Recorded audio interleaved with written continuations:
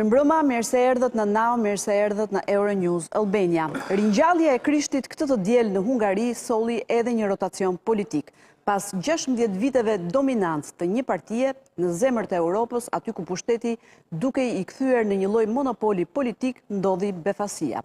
Sfidohet njeriu që duke i pathyeshëm, Viktor Orban, miku i të fortëve të botës dhe arkitekti i një modeli konservator, shpesh në sfidë me Brukselin, gjendet përballë një realiteti të ri. Dhe pyetja lind vetvetiu, kush është Peter Magyar që guxoi ta sfidoj? A është kjo një fitore e rrymës pro-europiane apo thjesht konsumim i natyrshëm i pushtetit? Në Shqipëri, si zakonisht, ngjarjet e mëdha të tjerëve na ndezin më shumë se sa hallet tona, sepse ndoshta është më e lehtë të lexosh Hungarinë se sa të kuptosh Shqipërinë. Dhe këtu na duket që ka një dallim tek ajo shpreha ose na rikthen tek ajo shpreha jonë e vjetër i biem Samarit se nuk kemi një Magyar. Pra, apo përdorim Hungarinë si pasqyrë për të larë hesapet tona? Betejë mes Soros dhe antisorosistëve duket sikur gjen një kapitull të ri edhe në këtë histori. George Soros mbetet figurë simbolike në këtë përplasje, liberalizëm kundër sovranizmit. Por a u vendos vërtet kjo betejë në kutitë e votimit, apo është thjesht një etiket që ne i veshim çdo zhvillimi? Ndërkohë në Shqipëri palët politike vijojnë të jenë më shumë në luftë me njëra tjetrën sesa në garë idesh. Ideologjia është zvendësuar nga taktika dhe programi nga retorika. E në këtë sfond, Edi Rama vijon itinerarin e tij kantier më kantier, projekt më projekt.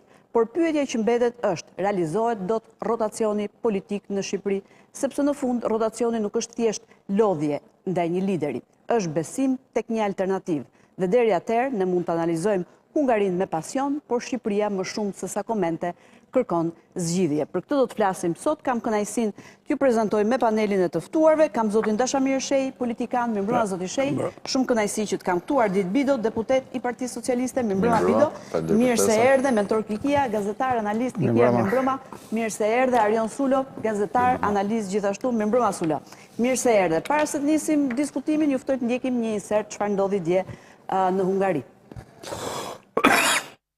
Në kohën e tranzicionit demokratik të Hungarisë në vitet 90, Peter Magyar ishte 9 vjeç dhe mbante të varur në dhomën e tij të gjumit një poster të Viktor Orban. Në atë kohë, Orban ishte një liberal antikomunist që kërkonte me forcë dorëheqjen e trupave sovjetike nga Hungaria. Tani, Magyari dha fund 16 viteve të Viktor Orbanit si kryeministër i Hungarisë. Shumë hungarez, sidomos ata që e kanë njohur vetëm sundimin e Orban, e prisnin këtë moment prej shumë vitesh.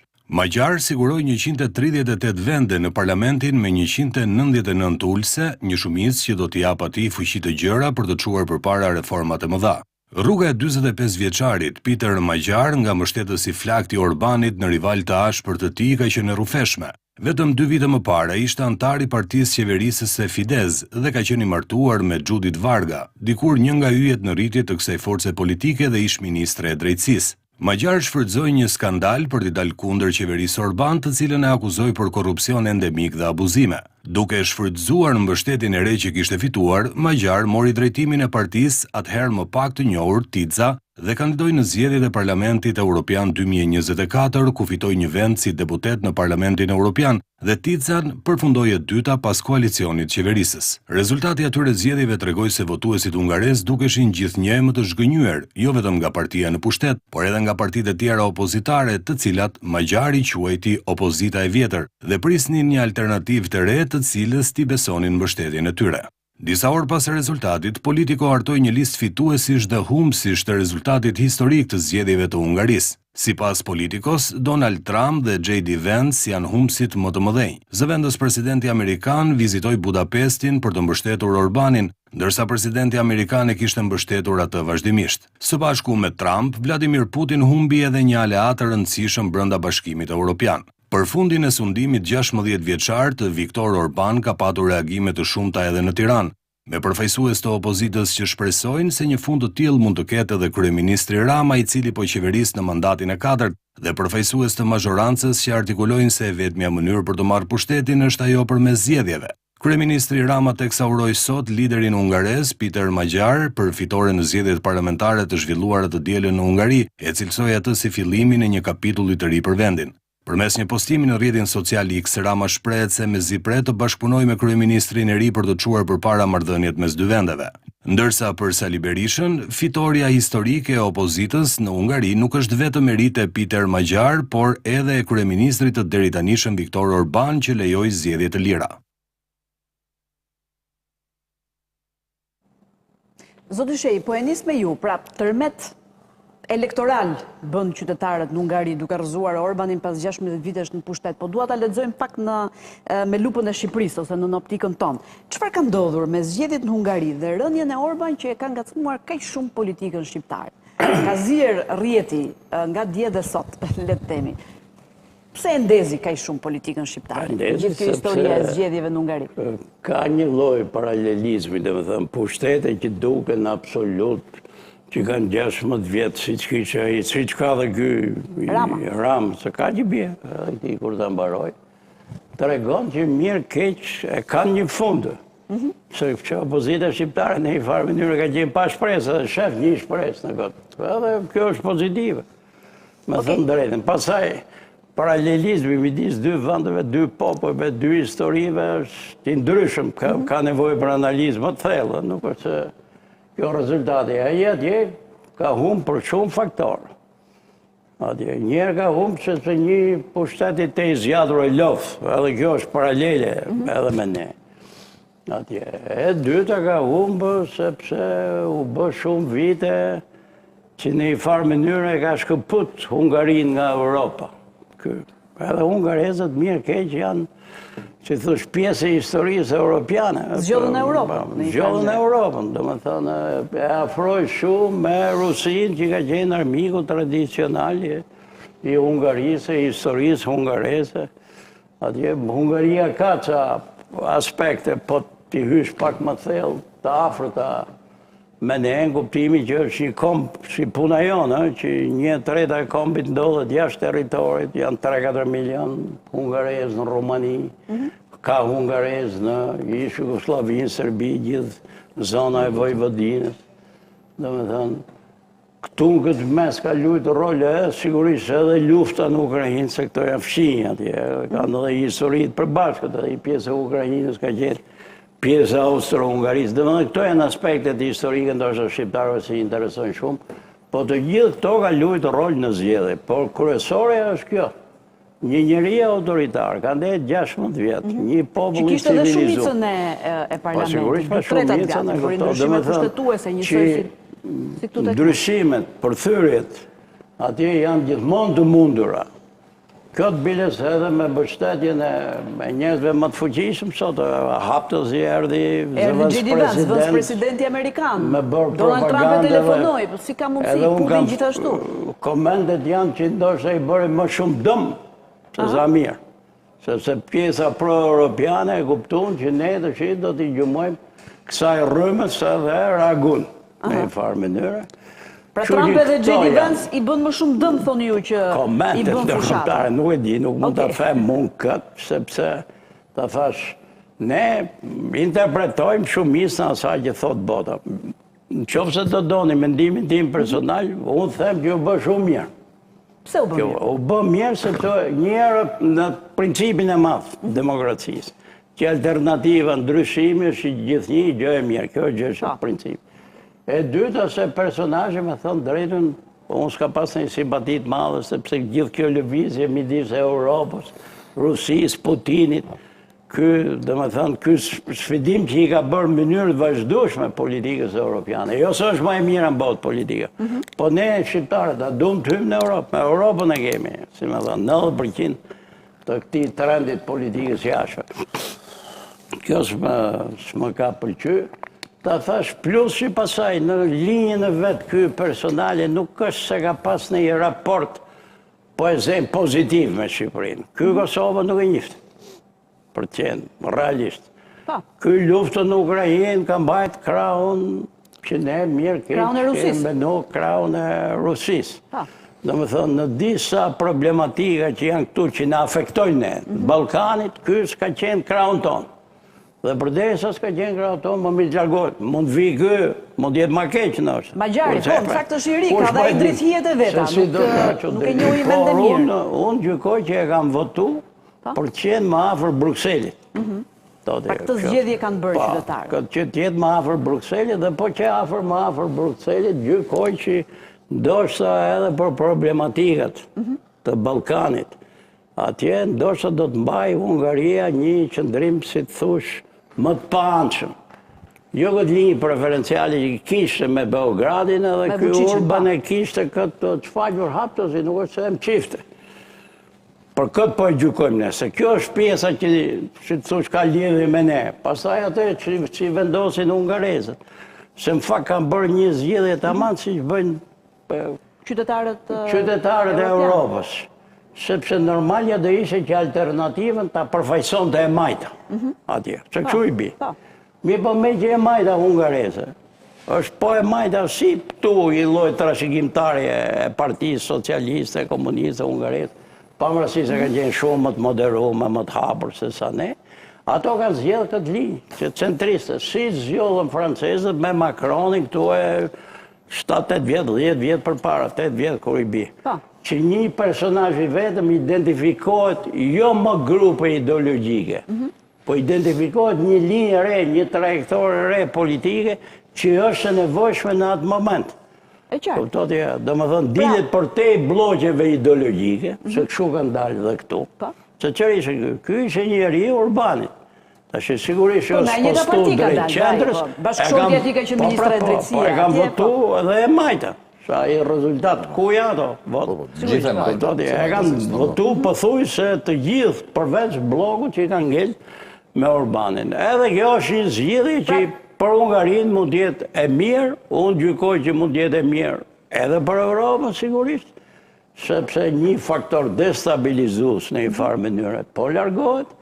Atje, është e mirë dhe për Shqipërinë, për aq pak, se nuk është se kemi ne influencë hungareze i kemi në këtu. Disa pika interesi që afektojshin politikën këtu në Ballkan, se Hungaria si pjesë e Austro-Hungarisë e perandorisë, sigurisht i ka pas sa influenca këtu dhe i ka akoma, se ta thash, ka një diasporë, jo diasporë në kuptimin se që kemi ne, numerike, po ka pjesët të identitetit të kombit hungares që janë shpërdarë, Romani, Jugoslavi. Pra ka një ngjashmëri midis Orban dhe zgjedhjeve me Shqipërinë, prandaj edhe është ndezur rrjeti një lloj paralelizmi. Paralelizmi bazë është ky, që një autokrat nuk i ka ditët pafund. Të pafund. Pra, po duhet, çfarë duhet? Duhet një zgjedhje.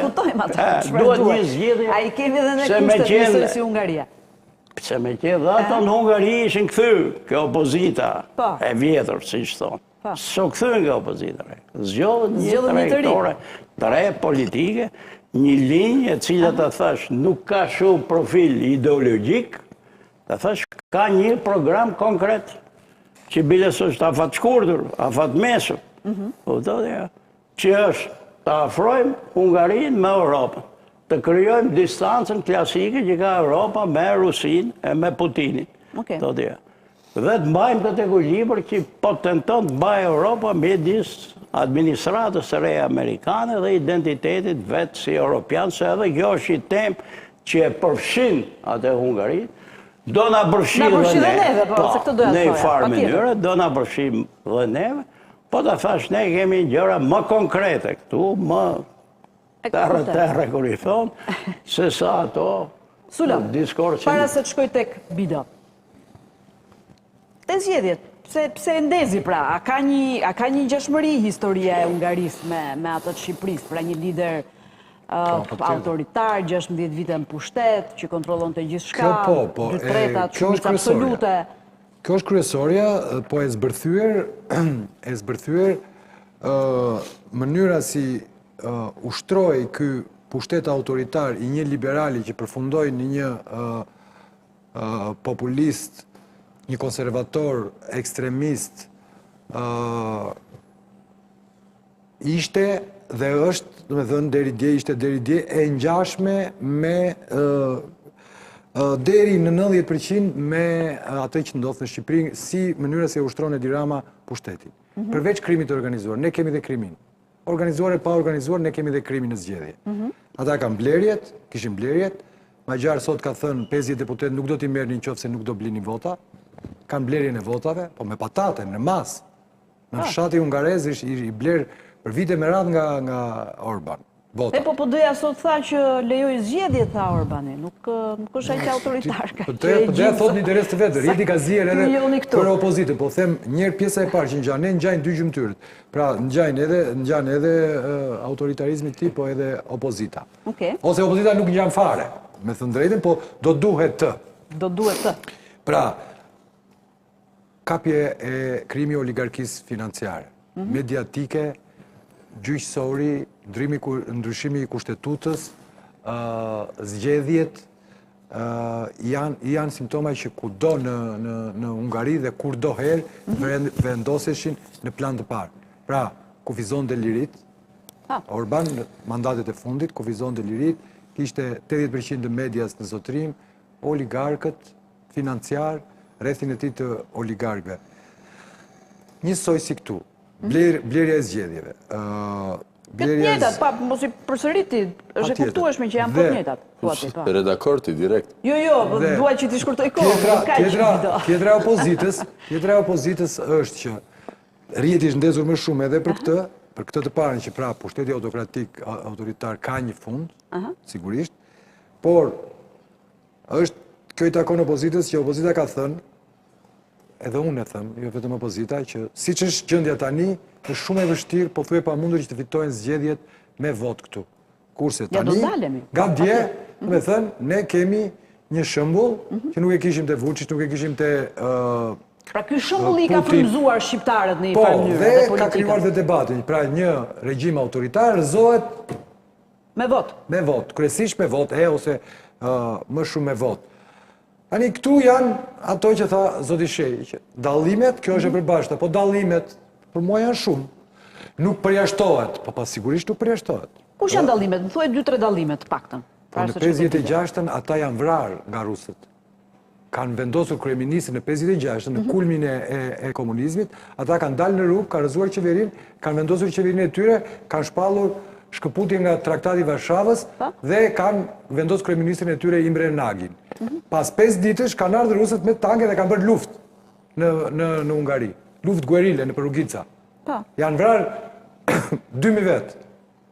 Imre Nagi ishte ekzekutuar. Ka ndodhur para 10 vjet pa 12 vjet para pranverës çeke. Siç tha zoti Shehi, ata janë pjesë e perandorisë austro-hungareze. Kanë kulturë tjetër demokratike. Por sigurisht që ngjajnë, po ajo që janë 10 milion, është minimumi, 7 milion është minimumi i nivelit të kapshëm, të themit kapshëm elektoralisht të zgjedhësve. Dhe krahasimi tani në rrjet shkon, rrjeti është ndezur dhe debatet janë ndezur, por për mua në fakt duhet të shkoj partive të reja. Se opozita do ta përletësi bisede e bëjmë ka krypun. Ka krypun, po pse partive të reja? Jo, ma thua edhe këtë pse partive të reja? Po se ishte parti e re. Pra ti po thua Lapaj, Qori, Shehaj. Po. Aty janë. E këtu e vim pikpyetjet që kemi për disa herë. Ka fajnë partitë e reja, ka fajnë shoqëria, ka fajnë 2 milion që jemi, e ka fajnë opozita. Okej, bido. Pra një pushtet i tepërt e ka një fund, pra një pushtet që i ka të gjitha, po themi, edhe Rama këtu i ka 2/3 gati në parlament, njësoj, do të bëjë ndryshime kushtetuese. Pra kur shef këtë pushtetin 16 vjeçar që bie, të duket histori e largët apo një paralajmërim? Se po vjen fundi edhe këtej. Nuk dua të ripërsëris çfarë tha zoti Shehi, sepse bie të rësisht dakord sa i përket 2 elementeve që na interesojnë neve realisht në interesat kombëtare shqiptare, që kanë të bëjnë me pozicionimin e Hungarisë përkundrejt Kosovës, që mund të kemi një teren dhe mundësi të re të një qasje më pro Kosovës, pavarësisht se njohja e saj do të jetë sërish e vështirë, dhe e dyta që ka të bëjë me pozicionimin ton gjeostrategjik, ku ne na intereson një Rusi jo më e fortë se sa është, sepse Shqipëria është perëndim. Dhe Shqipëria është perëndim, do të thotë që ne nuk na intereson një pozicionim ndaj Rusisë si atjell që e fuqizon Rusinë siç ishte në rastin e Orbanit. Thënë këto të dyja, pjesa tjetër e bisedës për mua nuk qëndron as pak. Se ti je dakord direkt me Arionin, po nuk ka pik krahasimi. Nuk ka pik krahasimi mes qeverisjes në Shqipëri dhe qeverisjes në Hungari, kur vjen fjala... Po se ka Rioni, e ka Rjeti më. E ka Rjeti njësoj. E ka Zoti Shehi. Po ta marrë çik fjalën. Jo, mos po vijnë gojë gjëra që si kam thënë. Se e kam të pertë, ti si e gazetar, gjëra që nuk i kam thënë mos më cito. Si çfarë s'ke thënë? Nuk thej që ka analogji? Më the mua që ti thua, e para tha Zoti Shehi, autokrati në Zoti bot Shehi ka nuk fund e fakt. dhe ngjan me ne. Apo jo? Zoti Shehi. Ja ku e ke. Zoti Shehi nuk tha. Po ja pra një. Po mirë, mund ta mbaroj fjalën. Po pra pa një, se do prova. Dhe dy, pyetja ishte për Rjetin që ka krahasu Ramën me Orbanin. Po, dhe Jo entuziazm. për çfarë komentin tim Fakti që është ndezur. Me saksi. Po pra me saksi. Duke të kundërshtuar ty personalisht dhe jo zotin Shehi të elemente të cilat ti the migjashmëritë e Shqipërisë dhe të Hungarisë.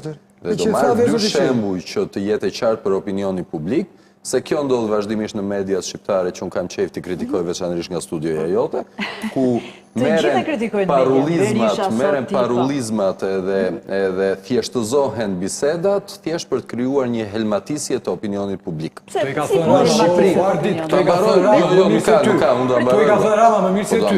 Mos u bëni kopje, to i ka thënë kopje kaq të zbeta të tjerë. Mos u bë kopje kaq të zbeta, ka thënë Rama këto më bu. S'mundet të bësh ti kaq zhurmë si keq. Ka që kej, sepse këtë që sa po thash e kam thënë në studio me Erlën, pa që politikan vazhdimisht.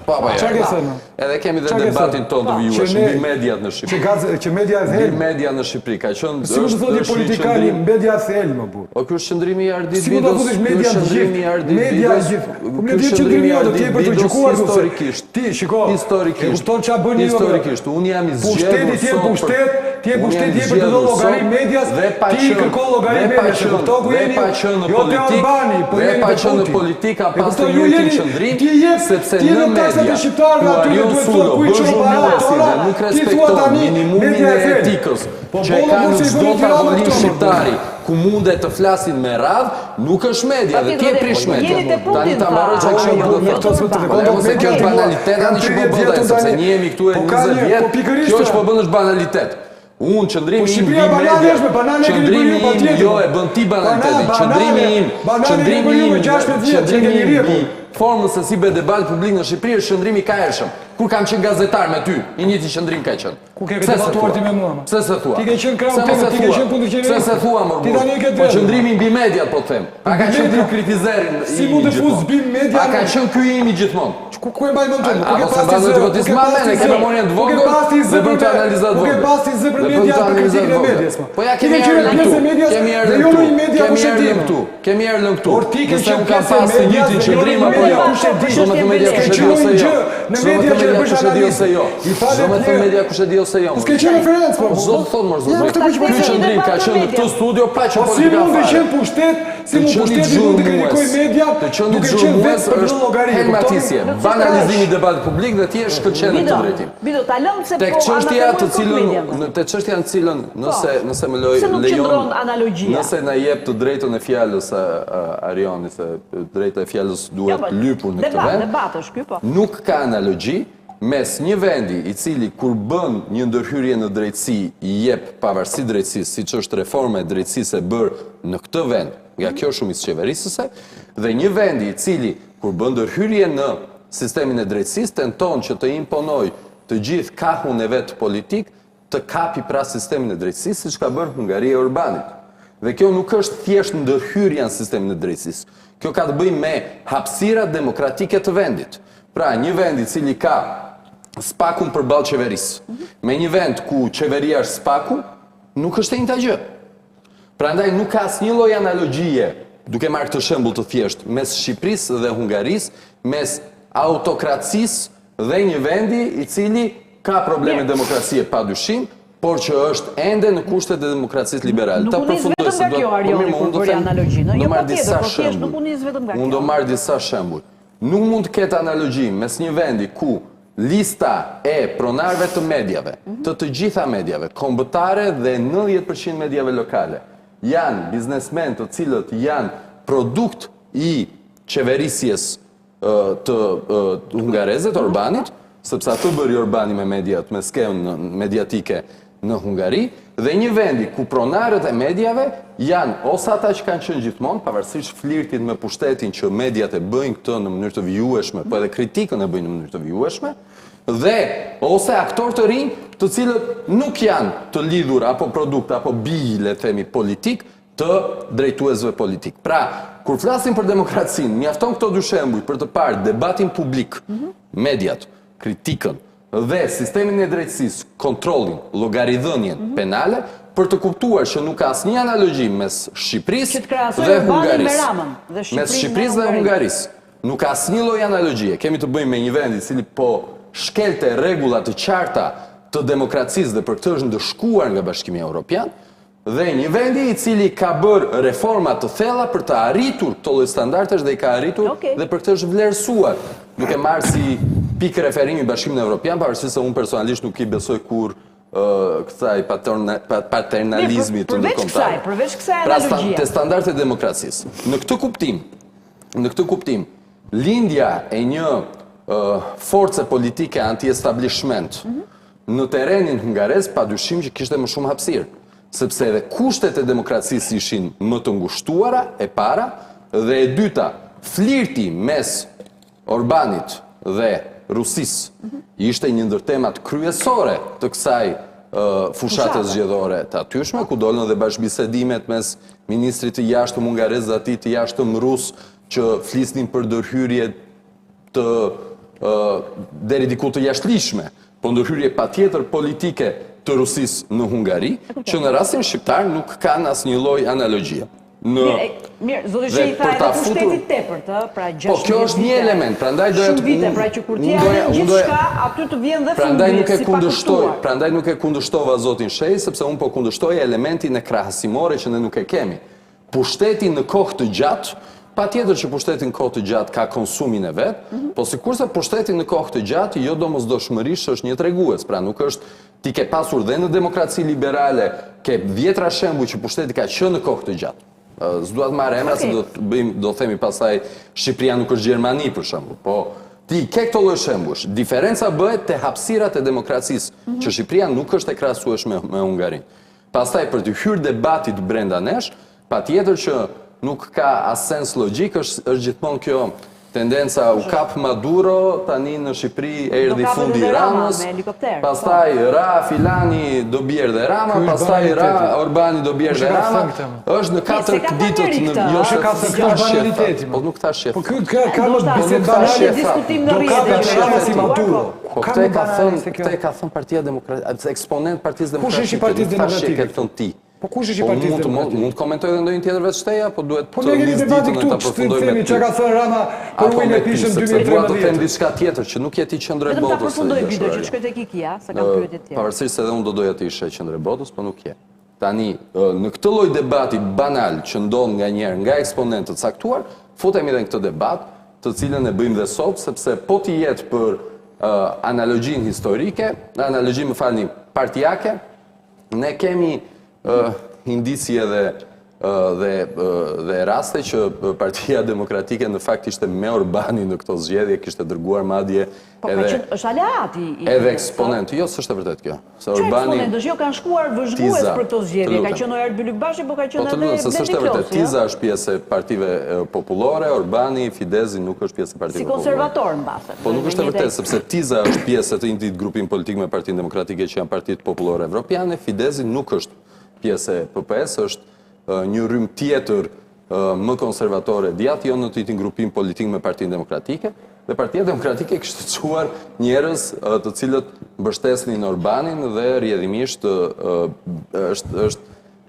prandaj kthehet në këtë banalitetin bie Maduro do bie Rama, bie Orbani do bie Rama, që janë këngë të 3 ditëve. Te debati thelbësor ka rëndësi që ne ta shohim këtë si një zhvillim në gjykimin tim personal si ardit pozitiv, sepse ka të bëjë me dy elemente të interesit ton kombëtar. I pari është orientimi gjeostrategjik si perëndim, ku Shqipëria është perëndim, ku na duhet më shumë perëndim i fuqishëm, pa fuqizim të Rusisë, dhe e dyta mbi një mundësi, një terren të ri mbi çështjen e Kosovës. Kikia? Erla vetëm një debat. Dy fjali vetëm që t'ja fjalën Kikis. Të ta bëjmë, domethënë, me që nuk e pranon ndërhyrjen, po do bëhet monotone, po. Jo. Ai flet 10 minuta, Debati unë do flas pas 10 minutash harrohet. Jo, tani mundet të ndërhyjë, se do ndërhyjë dhe unë se si ndërhyrë e ti, unë të dëgjova mbi të gjitha pasaktat e tua, po kam Ja të ti respektit. numërojmë pasaksit.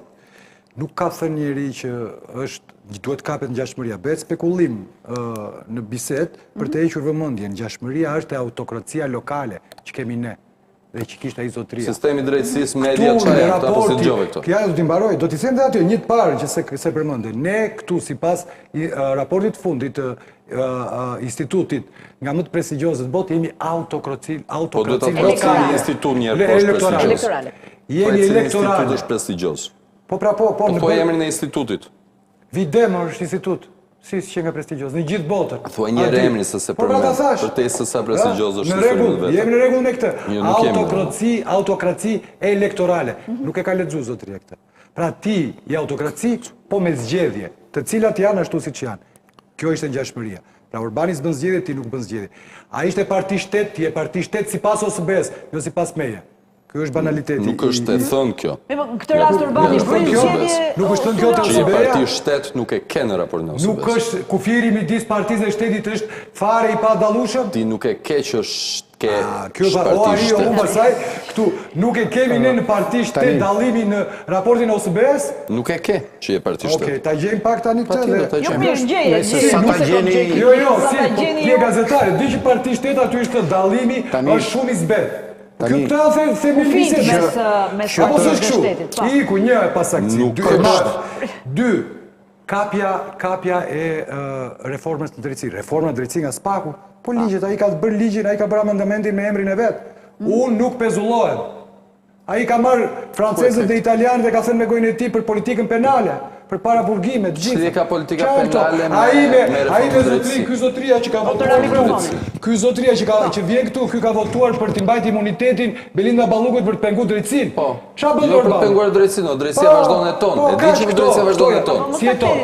Ti e di që drejtësia vazhdon e Drejtësia tonë, ka të drejtë të drejtësia tha, dënojë. unë dua të Me jetoj, gjykatës së cilën nuk janë në varësinë e Partisë Socialiste, me prokurorë që s'janë varës së Partisë Socialiste. Parlament Socialiste. dhe tha, dua ta jetoj në arrest, sepse kështu më prish provat. Dhe më Dhe kishte rënë arsyeja, për ti do të kesh Rasi Balluk, kishte rënë arsye pra se nuk ishte më në qeverisë, kishte si prishte provat, kishte rënë arsye. Zotri, Dhe po them edhe një herë. qeveri iku nga vendimi kushtetues, nga bezullimi, nuk iku nga se Hoxhi Rama, apo jo? Diti këtë apo jo? Iku nga kabineti qeveritar. Dhe ajo është për më Do me përpara. thënë ti më thua, jo, prisa, kjo Kaq, kjo është shumë drejtësia. fragmentor, shumë More fragmentor. vesh, kjo është Shumë fragmentor, se Kjo është je duke ngjashmëria. gënyer opinionin publik. Je duke mashtruar Ti opinionin sapo të publik. kapa tre pasakci ti Je do duke gënjeshtar. ti je duke mashtruar pasaksia të autokracia lokale elektorale është mashtrimi i Te opinionit publik. autokracia elektorale. Ti guxon të partia thuash. shtet. Ti guxon të thuash në integritetin tënd personal. Në integritetin tënd personal. Ti guxon të thuash që reforma në drejtësi e bërë nga shteti hungarez, për të cilën janë mbajtur gjithë fondet nga Bashkimi Evropian. Çfarë po thua? Unë s'u mora fare me Hungarinë, unë mora me Shqipërinë. Unë mora me ty që ke Ti po penguar. bëj analogji me zotrin. Ti po bëj analogji me zotrin. Ti po bëj analogji. Me të gjithë reformën në drejtësi që është bërë në Shqipëri. Mund të na shpjegoj pse ke votuar të mbajtë imunitetin kundër BE-s, kundër SPAK-ut. S'është e vërtetë kjo më zotrin. E Si, kam u sqaruar kam një këtë herë deklaratë, këtë. këtë deklaratë Vota në ime, prezident të Gjermanisë. politika penale në Shqipëri unë e kam deklaruar para se të isha deputet mbi politikën penale në çfarë ke Shqipëri. deklaruar? Që politika penale në Shqipëri arrestet me burg janë një Ashtu, egzagerim dhe një Po, cënim ajo të që- drejtë ajo të që njeriut ke të njeriut. thënë, ka është më- Qëndrimi im ka qenë i përhershëm Se të theke, ne kemi drejtë. përkrahur Në ndryshim nga ty drejtësi. që i ke, në ndryshim nga ty që i ke qëndrimet sipas rastit, unë kam shumë statike qëndrimet. Por ti më guxon, më fal se tani kam. besoj që shumë ti- gjes, shumë përfundoje gjes, shumë fjalën, gjes. Jo, po ka shumë rëndësi kjo, sepse i thëras integritetin tënd personal. Që ti me integritetin tënd personal thua që reforma në drejtësi e bërë nga Orban, që është dënuar në mënyrë të ashpër nga Bashkimi Evropian.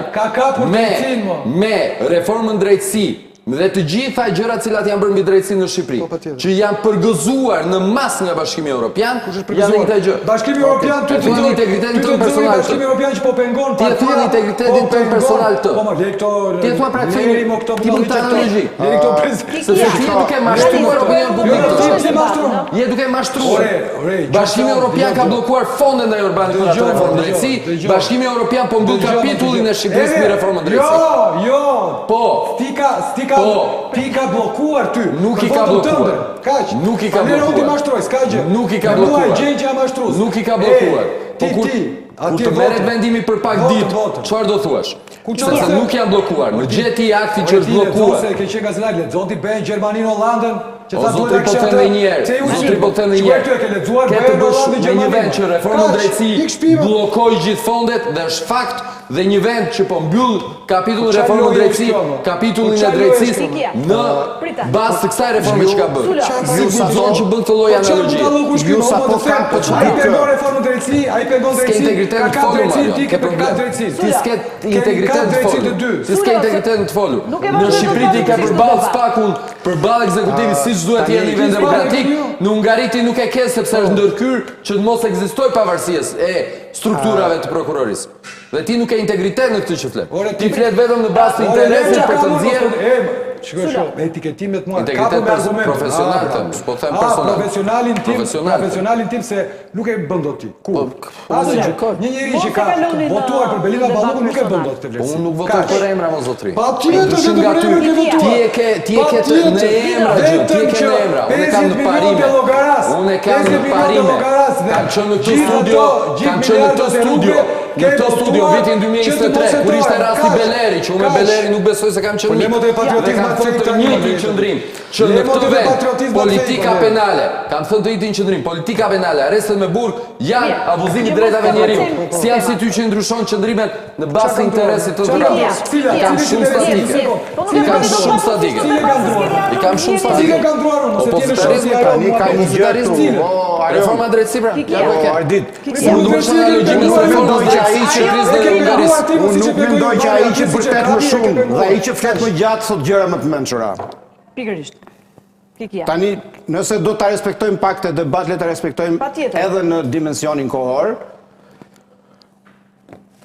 Nuk po diskutojmë për reformën drejtësi për te debatit.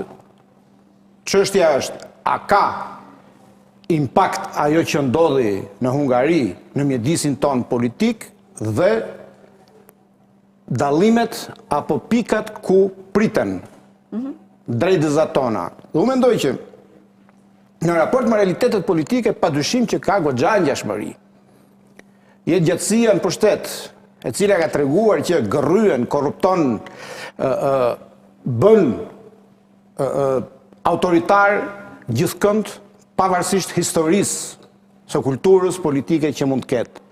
Dhe këtë dëshmoj edhe një njeri që vjen nga një vend që ka qenë perandori, unë gjithë pas pushtetit, e përvetsoj pushtetin, e korruptoj, historitë e aferave korruptive, s'kan në Budapest, nuk s'kan asnjë ndryshim nga oligarkia jonë që vëgishtin në për gjire, në për ishu e gadishu dhe pastaj miratohen ligje posaçme për t'i marrë. Ndryshimi është që shoqëria dëshmoj një lloj pjekurie politike dhe në momentin kur do duhej të ndante historinë, vendosi për të ndarë. Absolutisht që në politikën e jashtme s'ka kërkum të lidhje. Ne jemi si ai filmi me një ndecën 105 që thoshte herë kursi 90 gradë, kursi 180 gradë. Ne ndryshojmë kursin e politikës jashtme mrena 24 orësh. Një herë jemi me Kinën, një herë me Gjermaninë, pastaj hidhemi me Amerikën, pastaj bëhemi me BE-n e kështu me radhë. Orbani është i vetmi udhëheqës europian që ka mbajtur pushtetin me fondet e BE-s duke sulmuar BE-n rregullisht dhe ishte bërë një hal në gojën e Brukselit me aferat me Rusinë e tjerë tjerë. Megjithatë këto janë larg interesave, nuk i bëjmë ne këto, as na ndikojnë, e vetmja gjë që ka lidhje është nëse do ketë një qasje të re ndaj Kosovës, por kaq dhe vetëm. Hungaria nuk është as mbështetës i joni, as aleat, as donatorë e tjerë, nuk është as Gjermania, as Italia, as Franca. Tani, të vim këtu, a ka këtu arsye për të ndodhur një gjë, 1000 herë arsye. Por ndryshimi është që këtu, unë kam shkruar sot një status, po. Që të bëhet rotacioni politik duhet plotësohen 3 kushte. Qeveria të duhet të largohet. Të ketë një alternativë më të mirë dhe të ketë një shoqëri të përgjegjshme. Ne plotësojmë vetëm kushtin e parë, që qeveria duhet largohet. Po. Si kemi të tjerë? Alternativën nuk e kemi.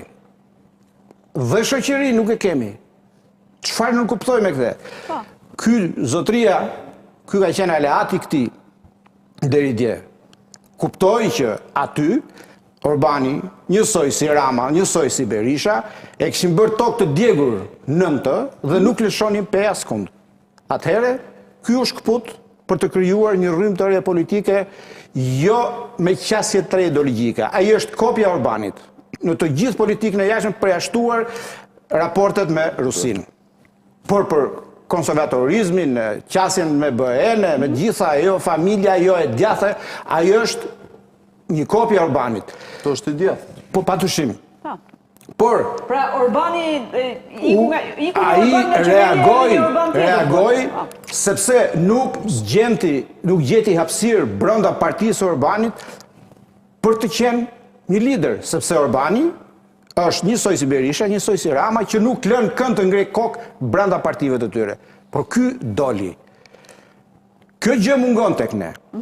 Por mungon edhe pjekuria politike e shoqërisë. Dhe këtu nuk ka gjas të ndryshojë situata, sepse hungarezët janë shoqëri më e madhe. Është një numër më i madh votash, nuk i kontrollon dot, nuk i blen dot, nuk i josh dot, me çfarë dosh, me çfarë të duash afera. Dhe matematika është në disfavorin ton. Në këtë vend ka vetëm 1.6 milion votues, në të cilët 750.000 janë pensionistë. Mjafton që rasësh këta një muaj para zgjedhjeve me një shpërblim modest dhe mbaruan zgjedhjet. Sa fyeri kjo për shqiptarët? Sa e rënd kjo? As pak. Kjo është e vërteta. Shqiptarët janë ca të vobek të cilët zduan Shqipërinë dhe gënjehen me një kafe. Ti e thek shumë me këtë shumë. Po kështu e thua ti, me një qeras një muaj fare me votat. Po ma ju qeras me një fond dhe i merr votat. Po pse i konsideron shqiptar budallin? Po pse janë mençur? Po pse e jep ai? Hajde në çdo fshat, hajde bëjnë bashkë në çdo fshat. Ta kuptosh se si të mbajnë në tiro gjithë. Pse qeveria miraton fonde shpërblimi për pensionistët vetëm pak muaj para zgjedhjeve? Kjo s'është e vërtetë, sepse rritja është në vijim. Ti ke çdo vit rritje më shumë pensione. U meratua buxheti i 2026 që ka rritje më të madhe se 2025. Ti mund të thuash që pensionisti nuk ja jep votën qeverisë pse i dha këtë shpërblim. Ky është një qëndrim i joti, por të thuash që kjo nuk ka ndodhur, ky është fakt. Në mënyrë se ato nuk ka ndodhur, sepse 2026 rritja e pensionit është më i lartë se në 2025. Që s'është vit zgjedhor. Po flisja për 27 që është vit zgjedhor do jetë më i lartë se 2026 patjetër. Ky është politik qeveritare. Ky realitet shoqëror. Me një shoqëri që mpaket dhe mplaket rregullisht, me një rënje të nivelit të kulturës politike, e theksoj dhe këtë, sa do fyese le të duket le të kërcasin dhëmbët, me një rënje të nivelit të kulturës politike, kjo shoqëri është më lehtësisht e menaxhueshme, e dominueshme, e kontrollueshme, e nënshtrueshme dhe çfarë duam epiteti tjetër nga mbrapa. Dhe ky është një problem që nuk zgjidhet as me modelin Orban, as me Maduro, as me ndryshimet të Trumpit, dhe më thash. E fundit, në këtë pjesë është rasti Orban tregoi një gjë tjetër, që sado që të mund të ekspozosh apo të promovosh mbështetje të fuqive të mëdha politike, tregoi që nuk kryen asnjë lloj funksioni. Po pra, jo, Zëvendës presidenti ishte në tubimin për mbylljes të fushatës. Presidenti Trump e telefonoi zëvendësin dhe i tha bëj të falë Orbanit live në miting. tregoj që kur populli ka një qasje të vetën, nuk pyet për të lloj aleancash. Dërsa për Shqipërinë tani, këtu ka një garë kush e ka më mirë me Amerikën, PD-ja që përpiqet të shes leadershipin e saj si leadershipin e opozitës së re hungareze që s'kan asnjë lidhje me njëri tjetrin. Ndërkohë që faleminderit që jemi dakord në këtë pikë. Trumpizmi nuk është sot një gjë e admirueshme në BE. Në rastin e politikës tonë të jashtme, si opozita, si majoranca, janë gati të shtrihen barkas për të kaluar trumpizmi, për të ekspozuar apo për të demonstruar raporte politike të mira me Washingtonin. Kështu që realitetet janë krejtësisht ndryshe, ato marrëdhënie tona nuk janë marrëdhënie as diplomatike as politike, janë spontane, nga frynera kthen kurrizin. Do të thotë domosdoshmërisht që mund të fitosh dhe po e patë mirë, të tregua këto zgjedhje. Mundem Erla. Pritja e pak fjalë Shej. Ska se kemi kohë. Doja në vimësi të logjikës mentorit. Pikërisht pra. Po shkurt vetëm. Kjo nevoja tonë për shkak të mungesës së alternativave qeverisëse, që sot në gjykimin tim është vetëm Partia Socialiste Alternativë Reale qeverisëse, pra nuk kemi, as PD-ja nuk ka arritur dot të krijoj alternativë qeverisëse, pa lëmë partit më minore. Kjo nevoja që për shkak se e kemi vetëm një alternativë qeverisëse, që i bie që është më mirë ndër ato që kemi, që ka probleme sa të duash ti mund t'i listosh, por që më të mirë se kjo nuk kemi. Kush ta thotë? Kush e tha këtë? Gjykimi im, ma kundërshto. Unë s'besoj se ka alternativë të formuar qeverisëse të opozitës. Nëse mendoni se ka opozita një alternativë qeverisëse, ma thoni. Po të kritikosh për këtë qytetarët dhe t'i trajtosh, po më ta mbaroj fjalin. Të kritikosh qytetarët dhe t'i hedhësh fajin e elektoratit që s'di të zgjedhë, për mua nuk qëndron.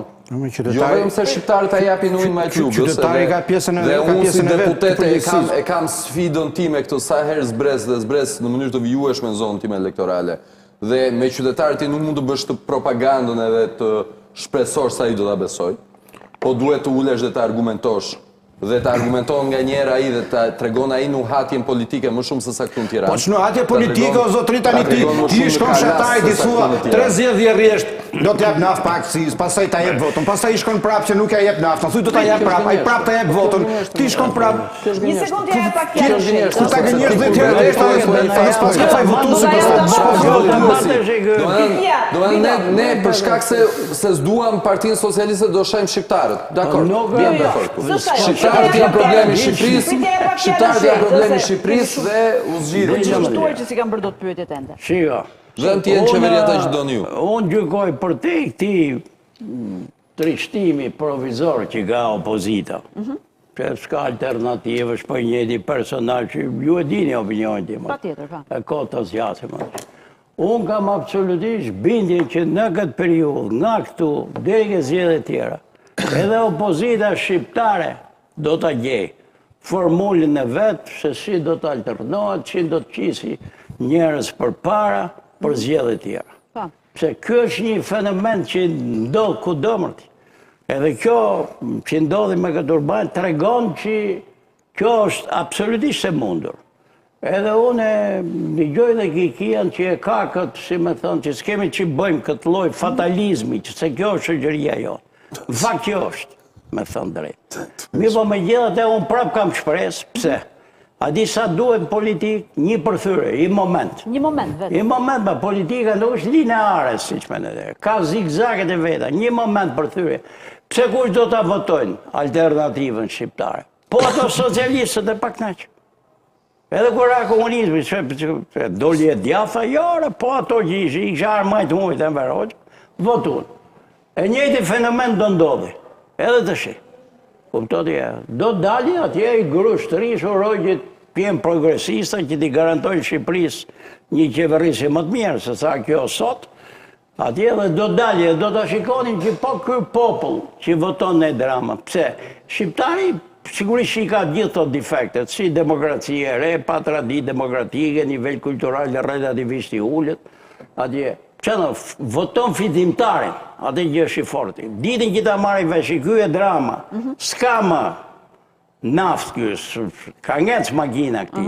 Që është i dobët Si që ngec edhe këti, po, do zgjedhi, që do zgjedhi, njësi puna këti, pse qërë është ai në heroj Hungarisë, qërë është Atilaj, jo për tja është i Hungares normal mesatar, dhe këtu një i tilë do dali. Që s'ka nevoj me qenë zheni. I ka Shqipëria kushte Po i ka të mërë këto, si gjashëm ka, o kohë, po të them, i ka nga mërzia e keq qeverisjes. Jo se alternativat, si të thënë ti, do jetë ndriture, se që do i afrosh që si alternativ? Unë do i thoshe 3 gjana kryesore, kupton. Njërë administratore nuk do vjedhi, si kjo e vjetër, kaq e para punës. E dy do jenat barabar para ligjit, që jo disa shkojnë burgë, disa e. E treta do jemi të barabar para biznesit, për para mundësish, për të pasuru gjithë. Sot qërë punojnë Shqipëri? Sot punojnë 30 vetë, pasaj këto e japin si non-kontraktor, një 17 tjerve. Pasaj ato gjenë edhe një 100 non-kontraktor tjerë. Po të shofë zinxhirin ekonomik, kjo është ekonomia e Shqipërisë.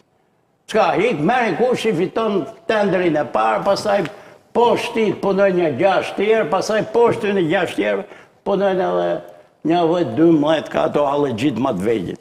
Edhe të gjithë to çfarë bëjnë, gërrën fondin publik. Atje, sigurisht që ka biznese private, sigurisht që s'ka të bëjnë fërë me këtë punë, edhe kanë punu me thënë drejtë. Jo të gjithë në të pastër, se ka dhe në zeze, ka me pare që s'djetë që ashtu, po gjithsesi kjo është ekonomia jonë, reale. Sektorët që kanë gjenë bazë tradicional të ekonomi, vinë brapa. Bujësia vjen vit për vit duke rënë, industria, s'ka asnjë lloj zhvillimi. Kemi ca sektor që të cilët kuptohet që ushqehet me ca lloj paresh. Ndërtimi më radh parë, që thotë. Atje dhe turizmi. Që turizmi sigurisht, po ka ca limite kjo punë e turizmit. Ka ca limite se nuk mund bi ngarkohet territori Shqipërisë. Do t'i bëjmë beton edhe ato 5 fusha që kanë bërë atje buzdetit. 12 milion turistë jemi ende. Ka më shumë potencë Shqipëri. E dyta punës ky fenomeni, sepse e kanë qujtë gati personal si Tramas që e bëri ky turizm. Turizmin e ka bërë bukurit e Shqipërisë një, e ka bërë trendin ndërkombëtar, se nuk rrit vetëm Shqipëri, është rrit kudo, edhe në Greqi, edhe në Itali, që edhe sidomos mbas pandemisë ka një drejtim të konsumit që është global pak a shumë. Me ka marrë Shqipëria edhe pjesën e vetë, shumë mirë ka bërë. Po është strategjia për zhvillimin e sektorit, ajo që duhet, unë them që jo, se s'po i lejmë gjë brezave që vinë. Sot të dëgjova e drama që tha një 2 fjalë për qark kësaj teme, se duket dhe ai ka fillu me e kuptu që e ka tepru me betonin e vetë, se ky e ka dhënë lejet. Atje, këto të thash unë, do t'i thosha për të bërë një alternativ të re qeverisë, në rrafshin e ekonomisë, për të bërë një shtet tjetër shqiptar, po si do ndryshu kushtetuta e Shqipërisë, që mos lejojmë atë që bërë ai në Hungari, do ndryshu ligji zgjedhor, që është abuziv, është bërë për 2 vetë, për Ramën e Berishët, do ndryshu ligji për zgjedhjet lokale, atje, sidomos do ndërtu dhe ligji për administrimin e territorit, këtë që themi reformën territoriale. Pra duhet ca ndryshime që duhet ca ndryshime në blok, një, duhet dhe për te kësaj dhe alternativa, ta thash, opozitare. Unë uroj që opozita ta gjejë rrugën. Shej, të të bëj një pyetje, një provokim të vogël, do me thënë, ti thua, mund të vi nga opozita, po të marim rastin e Hungarisë dhe të Orbanit, me që për atë po flasim. A mund të vi zgjidhja ndoshta nga brenda Partisë Socialiste, si që i erdhi Hungarisë, pra që doli ky Magjari nga brenda Partisë Orbanit? Edhe ajo mund t'jetë, po unë e shoh relativisht të vagët këtë. Do më pëlqente shumë, kjo një thoni. Do pëlqente të dimte dikush nga Absolutisht. Nuk shikoj sot për sot, e di pse. Zakonisht në për parti, sigur t'ishe koha atëherë që i bëshin sharrët debate drejtë tanë. KPD-ja. Por unë shikoj që nuk ka, u bë 12 vjetë. Po ja këto braçe Spiropali, si duken të ta? Po që kam bërë, ma unë uroj që të bënë mërë, dhe i quj pozitive ato që kam bërë. Po deri të shi kam gjithë një dyshimin që këto mbeten nga njerë për t'investu në rrafshin personal që ore nga konsideroni dhe ne se s'po në qunë. A di pse? U bën 12 vjetë që këtu. Edhe unë kam ne jetë në parlament. Por e nuk kam pa një deputetër me ngrejt dorën kundër. Një ligji që është haptas i abuziv. Që me thënë, ore, zoti kryeministër kjo. Ore, unë për them, po e përsëri se kam thënë. Ore, të paktën të dyshojnë, të thotë. Ore, unë dyshoj që punët nuk janë mirë. Zoti, ka që mund të bëjë një deputet që ka marrë mandat. Kuptoti, nuk mund të ngrejt dorën fjallë e vje, që qorra zi vare, për çfarë? Po kujti unë për temat mëdhaja këtu që dalin që janë bërë abuzime, haptazi, dhe këta abuzim nuk është se e ka zbulu opozita, po e zbulojnë ato prokurorë, ato policë që kanë vunë vetë, sepse është bërë ka që dukshme kjo punë. Po s'kam një gjuhë njeri unë, që të thotë për shembull që ajo puna e Durrësit nuk më pëlqen. Mu s'pëlqen, e kam kundërshtu haptazi, drejt shejtan, pse? Po Shqipëria për të bërë një port të ri, duhen 2 miliard e gjysë, i duhen dhe janë 8-9 vjetë, 10 vjetë.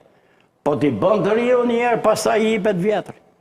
E para punës, kuptoti. E dyta, pse do t'a bërë kemi ne Durrësin si Dubai? Kujt i merr leti, kujt i thuti që da bëj si Dubai? Unë se du si Dubai, unë e du si Trieste, unë e du si Ravenna. Se këto është historia jonë arkitekturë. Pse da bëjë si Dubai? Si jemi arabne. Kuptoti ja. Po e zemë një, po marrë një temë. E dyta, këtu nuk diskutohet në jenë publik, dakord ne, gjdo fjalë që themi ne si opozitar, tyre i duket, sikur po i bim me gure drejt shejtan. Që s'është e vërtet. Po, mirë këtë punë, që i po them ty s'pranoga opozitin. Po mbrënda, a ka i debat publikër? Ore, këto rrugët e Shqipërisë, pse kalojnë këtu dhe nuk kalojnë kënde? A keni gjuhë ju dhe herë në i debate që unë blodhët 30 inxhinjerë socialistë. Atje. Socialistë të blodhët. Emre, socialistë, s'po them opozitarë. Dhe të thotë, ore, zoti kryeministër, nuk bëhet që kjo punë. Se do bë këtu. Prioritetet për efekt transporti janë ca tjera dhe jo këto. Po është. Po jetë ku është këtu. Ka parlamenti do të dëgjojmë bjerë. A sa ke hy? Do të dëgjojmë. Bëmbere kurajë një herë dile thuj, ore në duket e zoti ministër, jo kryeministër. Duket se ky ligji ka brenda i tharm keq. Kuptoti ja. Që si shërben, pa pra, kuptoti ja. Jo më do të jemi këtu, do të rrish dhe ti, do të bësh mandat. Shiko, ka një gjë. Po, isha duke komunikuar. Ka 13 vjetë për ti, qeveri, ore, ma thuj se aty janë gjirimet e parlamentit. Ma thuj një rast, një deputet socialist ngrej dorën dhe thotë. Kuptoti, kaq po kërkoj më shumë nga demokracia. Po kërkoj kaq. Që disa deputet socialist të kenë dyshimin që qeveria nuk po i bën punët mirë. Prandaj ta thash, nuk e kam atë shpresë, mungesa ti dyshimi, do dalin nga partia socialiste. Mungesa ti dyshimi që thoni ju është dëshmia e ngushtimit të hapësirës së demokracisë dhe demokracia është ngushtuar në të gjitha dimensionet. Jo maro, demokracia është në numër këtu s'ka më demokracia. Problemi i mungesës alternativës... Kjo është një formë qeverisje. Mungesa e alternativës qoftë nga vetë brenda PS-s, qoftë nga brenda PD-s, apo nga elementet tjerë, është dëshmi e këtij presioni të përgjithshëm. Sepse në PD ka hares sot që Tritan Sheu 82 vjeç thot ka shpresë për në të rit thot. Ma patë se... Dhe, ore, edhe 82 vjeç mund t'japësh sa ide progresiste, se që anagrafike. E njëjta gjë ndodh edhe vetë brenda PS-s.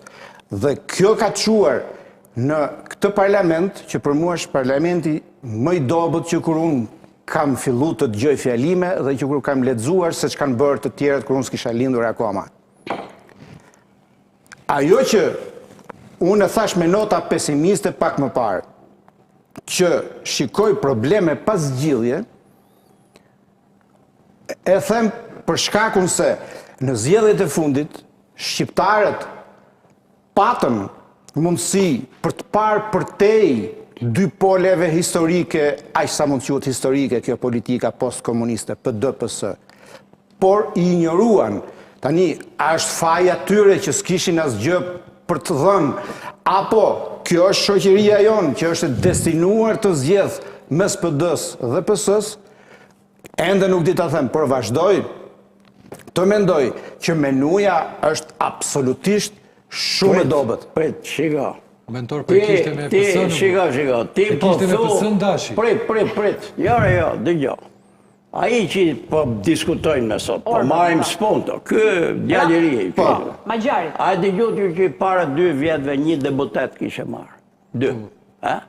Këto djemtë vajzat e reja, të opozitës shqiptare. To zoti më dash, Prit. Këto i morën 150.000 vota. Me thonë Të partit e reja e këtë. Po, pra, i morën. Do me thonë të regoj që shëgjëria shqiptare reago ka pra. Paktën 15%, 20% kanë votu kundër blokut madh. Prandaj nuk janë pa shpresë. A do jenë po këto personazhe? Absolutisht mërti. Sa të shqirohet, po të them, opozita ka problematika që e ka vetë, që është vetë mbyllur. Tjenit sigur që Zoti Rama do t'i ketë ditët e numërume. Si që iku ati, do t'i ikin edhe këtit. Pse, është logjika normali, ma ka ca ligjësi dhe politika. Ti t'jesh i miri dynjas që s'është hiq, do t'je, do shkoj atje sepse çdo gjë do alternohet, do ndryshoj, kjo ka ndodhur gjithë botën, edhe nuk është puna se ti po bëge ca punë mirë, jo. Politika ka dhe ca ligjësi tjera. Ja kam thënë ja 2-3 herë se marrë këto rastet që janë gabume të anglezëve fjellë vjetë. Kur humën ato konservatorët atje në Angli, mas Thatcherit e atyre tjereve, kur toti a i tha, kishe vu një parull të madhe, ky, si e kishe mas Thatcherit. Edhe tha, Britain is booming. Ma mirë sa atëherë s'kishe ekonomie parë. Jo, Tony Blair erdhë biles. Erdhë ky Blairi. Mas 10-12 vjetëve, pse erdhë? Ma mirë sa i s'ke që në Anglia. Erdhë se me atë i ishe ardhë, me atë grup, Angles ishe mërzit, edhe i ditë do vite puna. Për të ndryshu. Kjo ndodhë në të gjithë botën, do thonë ju po mërë që rase, po këtë jeon të shi.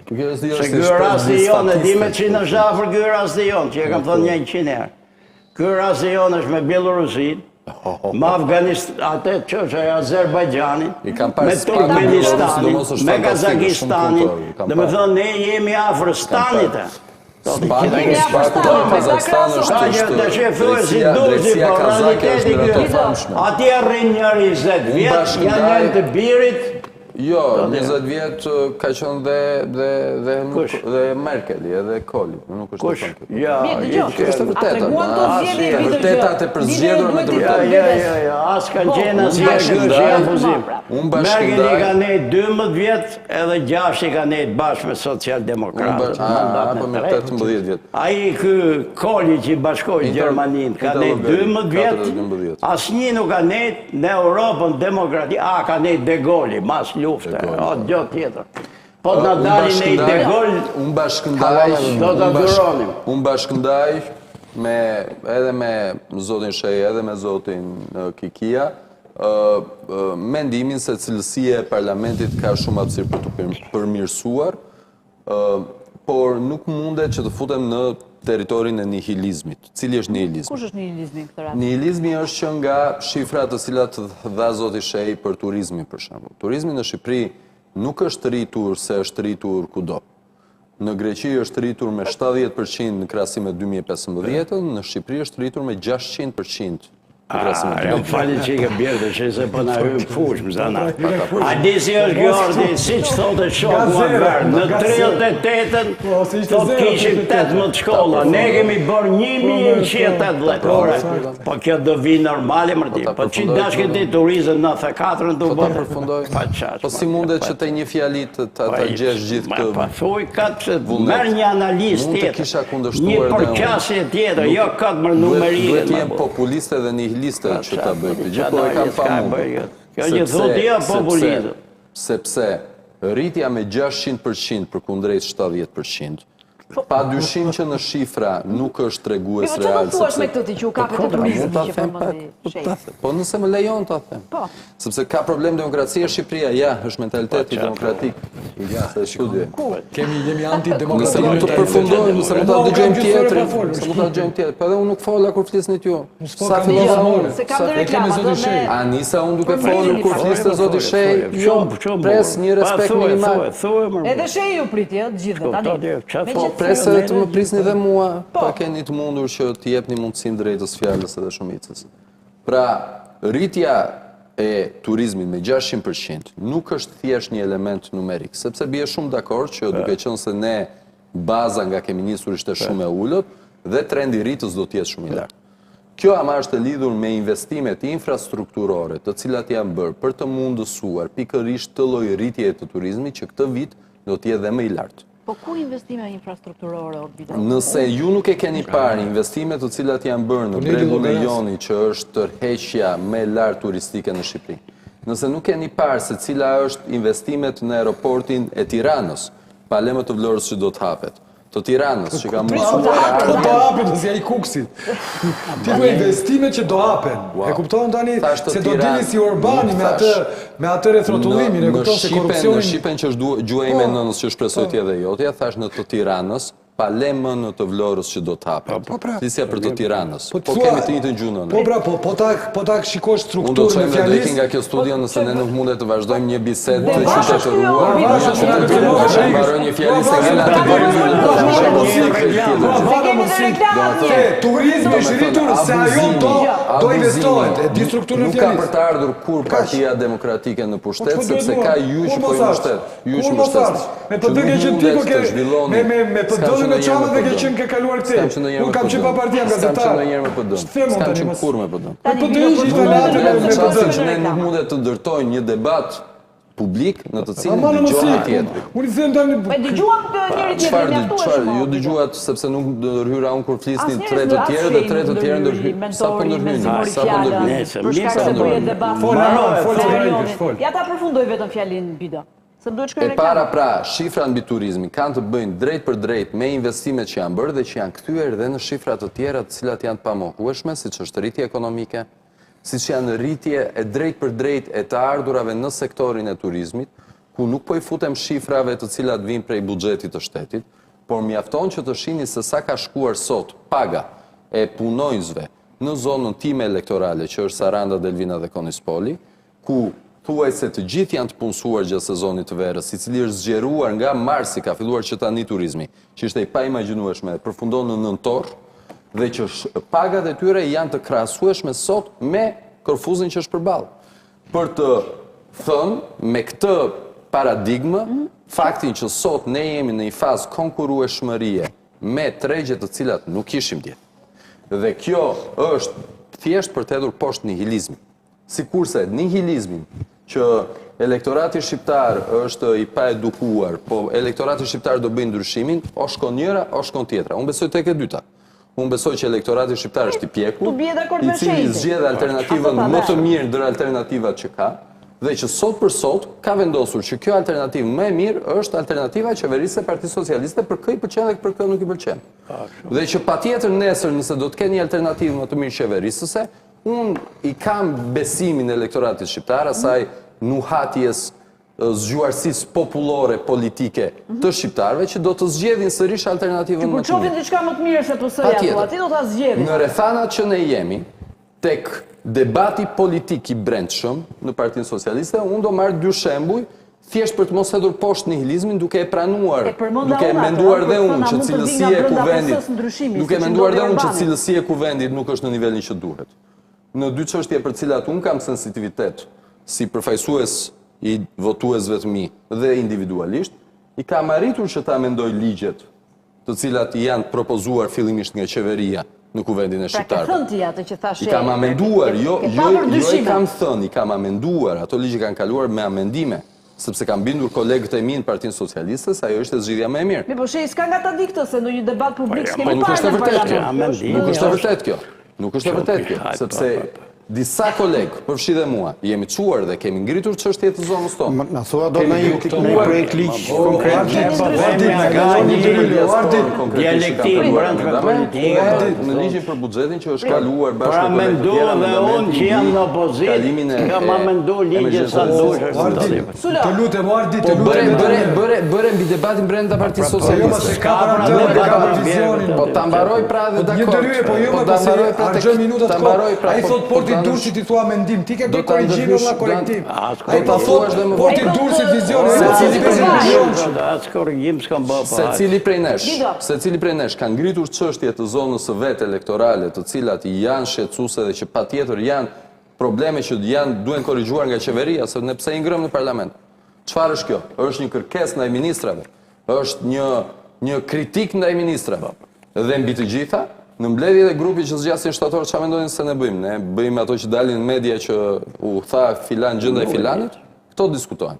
Te Porti Durrësi që po thua, te Porti Durrësi që po thua, unë do të doja te Porti Durrësi që tha zoti Shehi dhe që e përmendet ti, unë do të doja të ishte si epidemi I vjetër, po ti futesh mendimeve individuale, nuk është kjo zgjidhje. Nuk është kjo zgjidhje. Zgjidhja është më mira. Sepse Shqipëria tek plani tjetër ka plan kombëtar të rrugëve. Ka plan kombëtar të rrugëve, të cilat plan kombëtar I rrugëve po zbatohet. Plani kombëtar I rrugëve Plani kombëtar I rrugëve është I viti 1998. Alabari atje s'ka dhënë lekë të ka hap Më thoni çfarë inxhinierësh janë mbledhur për të bërë se kjo rrugë pse jo e rrugë. Plani kombëtar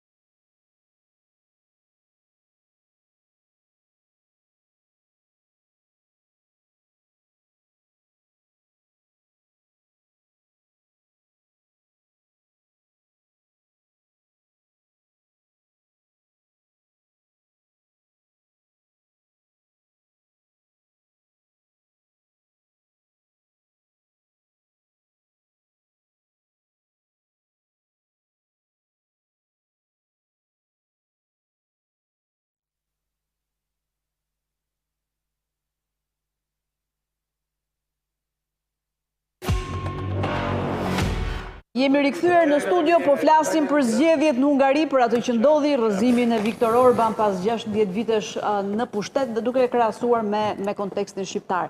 Për ta mbyllur këtë debat, zoti Shehmi, që dhe pak minuta kam dhe dua të ndalem edhe tek ky turi i Ramës punët për Shqipërinë. Tani, pse ne modelet duhet i marrim gjithmonë nga jashtë? Pra, pse nuk e bën dot vetë shoqëria shqiptare? Po se provojmë dot, po që ma Se bet provojmë dot. është normal jo punë. Ti thu pse shkojmë ne në hënë, po s'kena Jo, na na kena. bëjnë, jo, e di që Po s'shkojmë pse dot ne, s'bëjmë po. televizor? Pse s'bëjmë bicikletë? A s'ka s'bëjmë dot ne? Pa se bëjmë dot, pra të shi muhabete kot, ne jemi shqyqyr që po bëhemi pjesë e një komuniteti më të madh, politik, kultural, atje ekonomik, si që është Europa. Megjithatë, a e ka nevojë dhe Shqipëria për këtë lloj ndryshimi? Po sigurisht, jo e ka domosdoshme Shqipëria. Shqipëria po nuk ndryshoj të thash, do përfundoj me stan. Maroj do ja heken, Albanistan do të gjojnë. Albanistan. Po, absolutisht, sepse kjo është e vërteta. Një njeri që rrinë se 16 po i bëngë. Po ne edhe ca tjerë, që i betë? Stanë pra, do i vi puna, na qeverisë i biri këtite. Po s'është Kjo kjo ka një, është e thjesht fare. Se Shqipëria ka drejtësi do t'i pavarur, se ka thërresin mediat mandjes pavarura. këptotje. S'është e vërtet. Kështu që kjo është për te logjikës, analizës ekonomike, ta thash për atë, që anglisë të thaj, se Majory, se të shi më kujtu emri. Ate, John Majory, Britain is booming, booming ato, hik, se keni 12 rritje vjetë. ekonomike, Shqipëria ka rritje ekonomike, ka drejtësit pavarur, ka mediat pavarur, ka gjitha këto. Që ka Shqipëria? Rritje ekonomike, drejtësit pavarur, mediat pavarur, ato që në stanet nuk Mos, janë, në rastin e Majory nuk ishte prandaj era qeveria, dhe kjo është fatkesia për ata të cilët duan. Qovë se më the mediat pavarur, se je ku jemi ke mediat. Media për mua ka shkitur në Shqipëri gjithmonë, që bën podcast kryeministri dhe gjithë mediat japin live kryeministri podcast i bëhe veti, për ato ndjekësit që këti. Nuk japin drejtuesin e opozitës, nuk japin partitë e vogla, të mediat kanë dhënë partitë inexistente. Po fakti që t'japin çdo ditë, çfarë thot Rama, çfarë thot Berisha, do thot janë pavarur. Po jo, japin partitë e vogla, më japin të gjitha alternativë. Cila nga partitë e vogla nuk ka pasur prezencën e vetë. Që ta me një këshill nga ana jote. Drejtësia e pavarur duket, ja da shofim. Unë uroj që i spak ato procese i ka marrë përsipër t'i mbyllë, se kështu deri të shi jemi në hava. Jemi potencialisht në i gjëtë që presim. Në për e të parë një historinë e këti vendi ka dënime. Po s'ka asi gjë. Asi s'ka pra vendim për asnjë pra. Po si s'ka pas? Po si s'ka pas? Se s'duat përmendemra, po ka pasur të... Marë hiq, një, 2 peshë të vegjën ka pasur, farë. Ministrat e qeverive, krye bashkiak, në qëfar do një? Krye bashkiak, se ka da kjo fjalla krye. Po për herë të parë. Bashkiak që si di në Për herë të parë në histori. Cilin e më Ke gabimare se po që ashu, për herë të parë në histori, këtu jam fut kryeministën burë. Fatos Nano, që s'ka ndohë. Politikisht, e bjem dakord. Mërskara si politikë. E flasin nga drejtësi e pavarur, jo me drejtësi Guvernatori politike. bankës më të Shqipërisë. Dhe në atë kohë e pavarur që është. Ishte e pavarur? E pavarur që është. A mund të dënoj një ministër i qeverisë në fuqi atëherë? Ore, adha Se të keni e qënë fut zëvënës drejtore, kryeministër. drejtje Keni qënë zëvënës kryeministër në atë kohë. A ka pasur në kohën kur keni qënë zëvënës kryeministër në një ministër të qeverisë tuaj që ka qënë i dënuar nga e drejtësia me gjasme pavarur e viteve në djetë? Por guvernatori bankës. Kam një lajm të fundit shumë të rëndësishëm që më duhet ta diskutoj. Guvernatori bankës. Duhet ta them me ju. Si sa dënuar e 10 vjetë. Doli në 97-ën. Po rrejë për e punë, sa dush e jeri. Janë dënuar sa dush dhe në Në të njëshit. Dëgjoj. Dhe rritjen Guvernatori që ishte ekonomike i qeverisë. që të kryosh një Guvernatori që ishte kundërshtari i qeverisë. Ora, që kundërshtari. Mund krahasoni. Ore, guvernatori ishte ai që kishte vënë qeveria vetë më burr. Po atë doli kundërshtari i qeverisë. Doli kundërshtar. Sapo Donald Trump, një minutë, se ka një zhvillim të fundit që na intereson dhe neve si shqiptar. Trump sapo ka propozuar, në fakt i ka dërguar Senatit disa propozime për ambasador në vende të ndryshme, midis të cilëve ka bërë propozimin dhe për ambasadorin amerikan që do vinë në Shqipëri, që do duhet të zëvendësoj jurikimin. Ai është Eric Wendt. Dhe dua ta lexoj shkurtimisht CV-n se kush është Eric Wendt. Ky është Eric Wendt, pra këtë ka propozuar Donald Trump si ambasador të ardhshëm në Shqipëri. Shkurtimisht, kush është Eric Wendt? Është një general lejtant i apasionuar i ushtrisë së Shteteve të Bashkuara të Amerikës, i cili së fundmi ka shërbyer si komandant i 5 i shtabit të operacioneve speciale të NATO-s, duke përfunduar detyrën në 29 janar 2021. Si oficer i përgjithshëm, Wendt më parë ka shërbyer si koordinator i sigurisë i Shteteve të Bashkuara për autoritetin izraelito-palestinez nga nëntori 2017 deri në tetor 2019. Ka patur gjithashtu detyrat më parshme si shef i shtabit i komandës së paqësorit të Shteteve të Bashkuara nga maji 2015 deri në shtator 2016, komandant i përgjithshëm i qendrës dhe shkollës së luftës speciale John F. Kennedy nga 2014 deri në 2015, komandant i komandës së operacioneve speciale në Kore nga 2012 deri në 2014 dhe zëvendës komandant i komandës rajonale veriore të forcës ndërkombëtare të ndihmës për sigurinë nga 2011 deri në 2012 në Afganistan. Goxha CV, Sula. Goxha CV po ushtarak. Ushtarak? Ushtarak? Çfarë do të thotë? Është hera parë që vjen një ambasador me një CV dhe tërësisht një karrierë të shkëlqyer ushtarake. Dhe me sa duket është duke provuar diplomacinë, por që e mira është njëherë të vinë një ambasador, jo se ka çaluar politika jashtë amerikane në Shqipëri, sepse ajo përcillet përmes mekanizmeve të tjera. Çfarë sinjali jep shehi fakti që ka propozuar një general? Shiko, jep që sinjali. Është emërim politik apo strategjik? Nuk e di, që unë po bëj analizën time, po bëj më i ditur se sa jam. Ky nuk është një sinjal që ne mundohemi të gjejmë sinjale për ne. Për shka që Amerika gjithnjë ka pas ambasador këtu, biles ka pas njerëz që janë vinë nga karriera diplomatike. Presidenti i Amerikës ka drejtë si mbas ligjit që atje që 20%, nuk e di 20 a 30, për këtë që jam i sigur, po ka një trup e cila janë politik. I zgjedh ky, nuk vinë nga departamenti i shtetit. Si janë diplomat karriere. Nuk janë diplomat karriere. Dhe qëfar bënd të shqit? Jo ky president, po çdo president. Për të regu linjën e vetë brëndshme. Kjo më shumë ka të bëj me linjën amerikane që është sot që unë interpretimi im është ky. A i do në të japi pesh ushtrisë amerikane, se ushtria amerikane sot është në luftë. është angazhume dhe është një nga kratë që thoshe politikës së Trumpit në përmjet ushtrisë. Dhe kjo të regon respektin të shi që ka Trumpi, edhe jam i sigur që jo vetëm këtu, do vejt 3-4 general do i marri nga bloku i ushtrisë, do t'i emrojnë për funksionet larta, disa në ambasador, sepse ambasador është titull, qofse je ti karrierës diplomatike, ti të bësh më rrallë, je këshilltar i parë, pastaj bësh këshilltar më tepër, bësh përfaqësues, bësh ambasador, është titull deri kur të marrësh karrierën ti, karrierë nuk mrrihet me titull ambasador. Ndërsa këto i emëron presidenti, i jep titullin ambasador. Edhe është një nder, është një respekt që shteti amerikan tregon ndaj këtyre funksionarëve që i kanë shërbyer me vite. Dhe Trumpi po zgjedh nga krahët e ushtrisë, një prej këtyre është ky Shëgjër, pse? Duke qenë ushtarak në një zonë gjithnjë pranë luftës që ka qenë. Ky sigurisht i njeh edhe mirë, edhe punë të ushtrisë tonë, edhe të NATO-s, ushtria jonë ka qenë, fatmirësisht.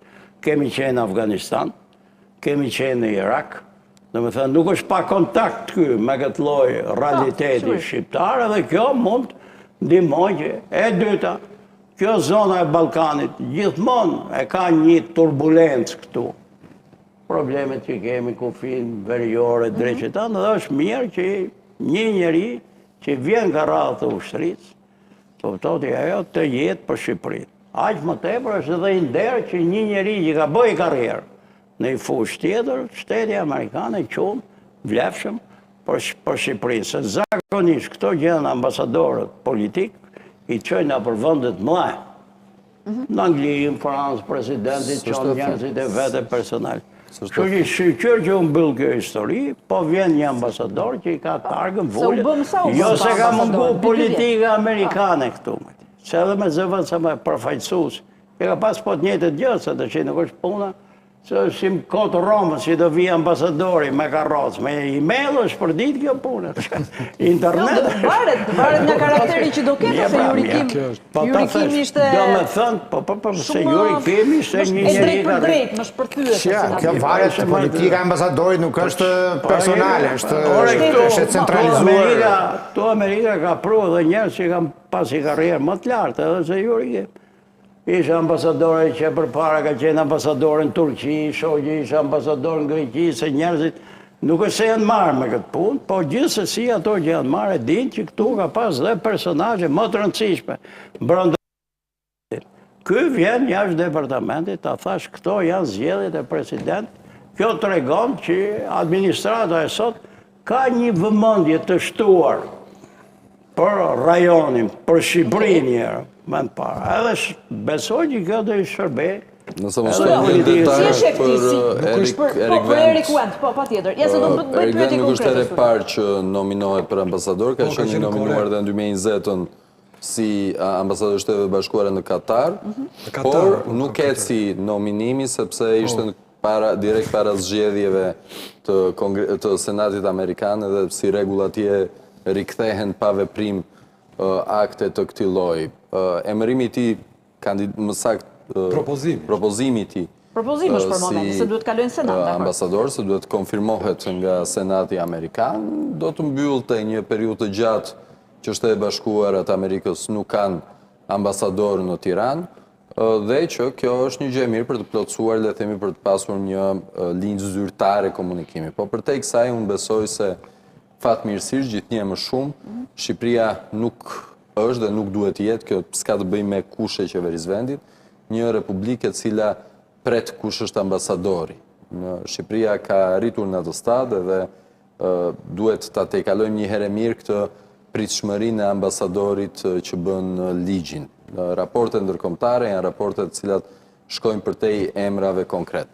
Se si do t'jetë Erik Wendt si ambasador, këtë do t'a shohim se gjithsesi Bido, e shef si një emërim politik apo strategjik, me që është general? Jo, nuk... Apo jo, nuk e bën dot këtë... Edhe si njohës i marrëdhënieve ndërkombëtare, nuk ka të thot as pak kjo gjë, nuk është se... Jo, them, na shef Amerika me këtë emërim, me këtë lloj emërimin, si partner sigurie më tepër se sa... Nuk është as pak tregues, nuk është profesioni që ka ambasadori, elementi cili ka të bëjë me rolin e tij ambasadorial. Pra, në momentin që ti ke, le të themi, një krizë sigurie, vendos një ambasador i cili është ushtarak. Nuk funksionon kështu diplomacia. Nëse ka një tregues, sidomos në presidencën e Donald Trumpit, është avërsia e individëve me të, siç është ambasadori që ka në Francë për shembull, i cili është babai i dhëndrit të vet, krushku i tij, që tregon se ka një vëmendje të shtuar në raportet me Francën. Kjo mund të jetë tregues. Elementet tjera nuk janë tregues. Pra profesioni bazë që ka ambasadori nuk është tregues, me përjashtim të faktit që kemi të bëjmë me një ambasador karriere. Si rregull, Shtetet Bashkuara të Amerikës është upgrade. Si rregull, Shtetet Bashkuara të Amerikës, ambasadorët e jo të karrierës i vendos në poste të rëndësishme, në ato poste që konsideron të rëndësishme, ndërsa ambasadorët e karrierës i vendos në poste të cilat i rendit si më pak të rëndësishme, dhe kjo është edhe më e thelluar nga Donald Trumpi. Pra, nuk ke ambasadorin në Francë apo në Gjermani apo në gjitha vendet të cilat janë vendet të mëdha që konsiderojnë partnere për Shtetet Bashkuara të Amerikës, apo në vendet të cilat konsideron konkurruese të Shtetet Bashkuara të Amerikës, ambasador karriere. Kështu që në këtë kuptim është upgrade, po sa upgrade e si, mbetet për të parë dhe nuk është një lexim që ne mund ta bëjmë sot. Që e bëjmë dot që sot. Sulo? Nuk është vendim final, sepse duhet kaloj në Senat. Është një ndryshim, pa dyshim, i politikës së jashtme deri tani të Departamentit të Shtetit dhe të administratës kaluar. Dihet që Trumpi ka pasur dhe ka përplasje të mëdha me Departamentin e Shtetit. Blinken nuk e ka lejuar që të futet më në zyra shtetërore, dhe profili i tij ushtarak, ndryshe nga arditi, unë mendoj se tregon shumë. Do me thënë, është në linjën ai mund të mos jetë trumpist, po është në linjën e Trumpit për mënyrën e marrjes së vendimeve dhe mënyrën, themi, e një dore të fortë e kupton, në Shqipëri. Të gjitha ambasadorët shu janë, falë që të nërpresë. Jo, në qoftë se vjen nga diplomacia nuk ke Jo, ushtarak. gjithë këta jo të karierës. Jo të karierës, Gjitha po, janë gjithë besnik të presidentit besnik të amerikan. Trumpit, po kjo është ideja. Dhe sinjali që do të veçoja unë përveç atyre që thanë kolegët, mendoj se do t'i japi një zhvillim spakut, ose e shpresoj më shumë. Pse e thua këtë që do t'i japi një zhvillim? Do të ta bëja pyetje, në fakt, po më Dora e Amerikës, ndikimi amerikan këtu, përveç geostrategjik, që është me Kosovën, që është me stabilitetin e Ballkanit, me ne pro-amerikan dhe Kosovën si vendet më pro-amerikane në Evropë, ndikimi tjetër përveç këtyre që ne i kemi okej këto, lëkundjet e Kosovës besoj do kanë kaluar, është drejtësia. Dhe spagun ata deri themi para ca kohë kanë pas ekskluzivitet, duke i lënë BE-s pjesën tjetër. Tani është një mungesë e madhe aty dhe nuk është marrë vesh mirë prej ndryshimit të administratës në Washington. Ambasadorja ka qenë roli munguar në Shqipëri. U plotësua me oficerët e opdatit, amerikanët që janë pranë spagut, themi nga ana teknike dhe infrastrukturore, por edhe nga ana themi e përmbajtjes si gjëra dhe shtysës së vendimeve, spagu mbështetet amerikanët, kjo është pak për e sigurt. Duke mos qenë ambasadorja, fare, zvëndës ambasadorja, mbështetja bie goxha. Duke ardhur një figurë e rëndësishme, një figurë e fortë në spagu, nga si vije që lexuam të çfarë shikojmë, general lejtant në pension, mendoj se spagu do të marrë një drejtim, do të marrë një nxitim të cilin, si ta zëshej unë i bashkohem, e ka humbur muajt e fundit. Shiko, shkurt, ka një gjë tjetër. Ky është ambasadori i parë që vjen në një tjetër epokë të politikës jashtëm amerikane. Sepse deri tek administrata e fundit e Bidenit, ne ishim mësuar me ambasador të Shteteve të Bashkuara që ishin gati në nivelin e ministrit jashtëm në Shqipëri. Shumë aktiv, të pranishëm. Këtë mund ta kesh më shumë. Të pranishëm në jetën politike të brendshme. Po të maj men Arvizun që përveç i mangët numëroj votat ke shkolla Vasil Shanto. Po, Kënjësia 5. Kënjësia 5. Ndërko, me ardhjen e fuqit administratës Trump në janar të vitit kaluar, kishim një diplomaci amerikane të bërë tërësisht më një anë që për disa muaj me radhë bënte vetëm share postimet e sekretarit shtetit. Dhe nga vera e këtej, e vitit kaluar, janë vënë në lëvizje, kanë dalë nga zyrat, por duke bërë vetëm një deklarat. Ne jemi të përkushtuar për të luftuar kartelet e drogës dhe krimin organizuar dhe për të mbrojtur interesat ekonomike të Shtetet Bashkuara. Po të shikojmë daljet publike dhe takimet e deritanishme të të ngarkuaras me punë të Shtetet Bashkuara kanë qenë vetëm në raport me mbrojtjen e biznesit amerikan që ka investuar në Shqipëri, diku ku ka një kompani që bën kërkime në fushën e energjisë dhe u shku deri në Rinas ku pronari i aeroportit blen pajisje sigurie nga Shtetet e Bashkuara. Pra, diplomacia është ngushtuar thellësisht tek interesat ekonomike dhe ca gjërat të tjera underground që ne nuk i shikojmë. Pra, nuk e kemi më atë diplomacin ku ambasadorët shkonin hynin në mbledhje dhe ne i kërkonim ndihmë, hajde na shuj sherrin se ka plas zonë e madhe këtu dhe hajde merr partitë, ulin tavolinë me zorë aty firmosni bëni. Nuk e kemi këtë lloj qasje diplomatike. Prandaj ardha e këtij ambasadori do duhet parë nëse do qëndrohet në të njëjtën linjë apo do rikthehet politika jashtëm amerikane sërish në atë pozicion aktiv që ka patur në raport me zhvillimet të brendshme politike këtu. Okej, Shej, duhet të shqetësohet politika tani që do vijë ambasadori amerikan apo jo? Duhet shqetësohet. E kemi arritur atë pjekullime që thot Bida. Duhet të ndërgjegjësohet në kuptimin që amerikanët kanë interesat e veta këtu. Edhe ne duhet ta interpretojmë këtë lloj linje. Po, unë kam frikë që politika shqiptare, paktën kjo që është tu, edhe e ka tregu, do merret më shumë me lobu si që ka vite. U bë gati 20 vjetë, që me gjetë miq Kjo është interesante, i ka gjetur? Në Amerikë, në kështu edhe besoj të historitë e viteve të fundit kam rritë në një nivel. Me i vangën t'je vlore, i se arrunë. Çdo shtet. Edhe, kështu dhe me thënë, shpenzime që konsume shtilla që unë biles kam thonë një dyre, po nuk e se po në dëgjën njëri. Çfarë? Po, isha do viditat në dëgjojnë në herë, që shteti Amerikanë, për vëndet e vogla, e të varfra, si Shqipëria, duhet të ndaloj me ligjë lobingun. Lobimin. Lobimin. Ne po bëjmë ligj madje që ta... Duhet të ndaloj me ligjë. Jo, e ka votuar ligjin më Mirë saktë. pra, po unë, mendimi im pra, se të bëjnë këto inshallah e shesin Shqipërinë, për karrikën e vetë. Si që kam bënë fakt, po. Unë po them duhet të ndalojnë me ligjë, sepse po marrin parat e sa vëndeve të vogla të varfra, ca në punë, ca në dërmjetësa, ca sekserë atje, në për Amerikë dhe kjo është një histori e pisët. Që gjykoj unë, pasaj aty në ndash i vi mirë Amerikanëve, ndash pas i vi mirë, po tu ka që nga viti 2000 dhe po dalin, vazhdimisht se dalin letra, ky ka lobu, kështu, a i ka lobu, ky ka qu kaqja, a i ka qu aqë. Për çfarë duhen to? Për çfarë lobo? Shiko, lobimi ekziston, por në vendet të tjera lobimi bëhet për interesat e vendit. Po dhe këto për interesat e vendit më thonë lobimi i politikës shqiptare ka qenë për të bërë foto në zyrat e departamentit shtetit. Ora unë po them një ide që duket e keqe. Unë e di që s'do i vi mira si pale. Edhe do thonë, ky e thot këtë punë se s'ka pare me lobu vetë. Edhe është e vërtet.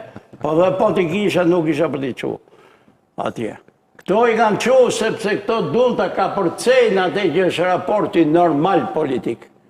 Lobimi ka shërby për të kriju raporte personale me shefat, zyrat, drejqita. Edhe fatkeqësisht lobimi të shi, sidomos ky i fundi dhe i qeverisë, është ri në disa fushë në ca sektor, që qeverit të ndryshojnë në Amerikë, po koncesionet që i ben tu nuk ndryshojnë më.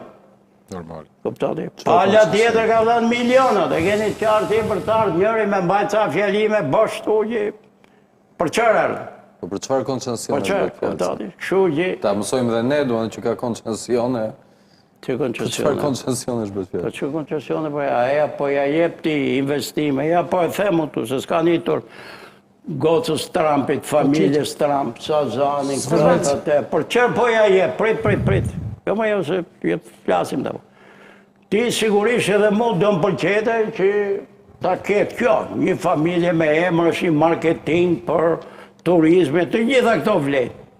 Po nuk është bërë këtu një gara hapur që mund të vini një kompani tjetër, ku e diot, a 5 kompani, një Gjermane, një Angleze.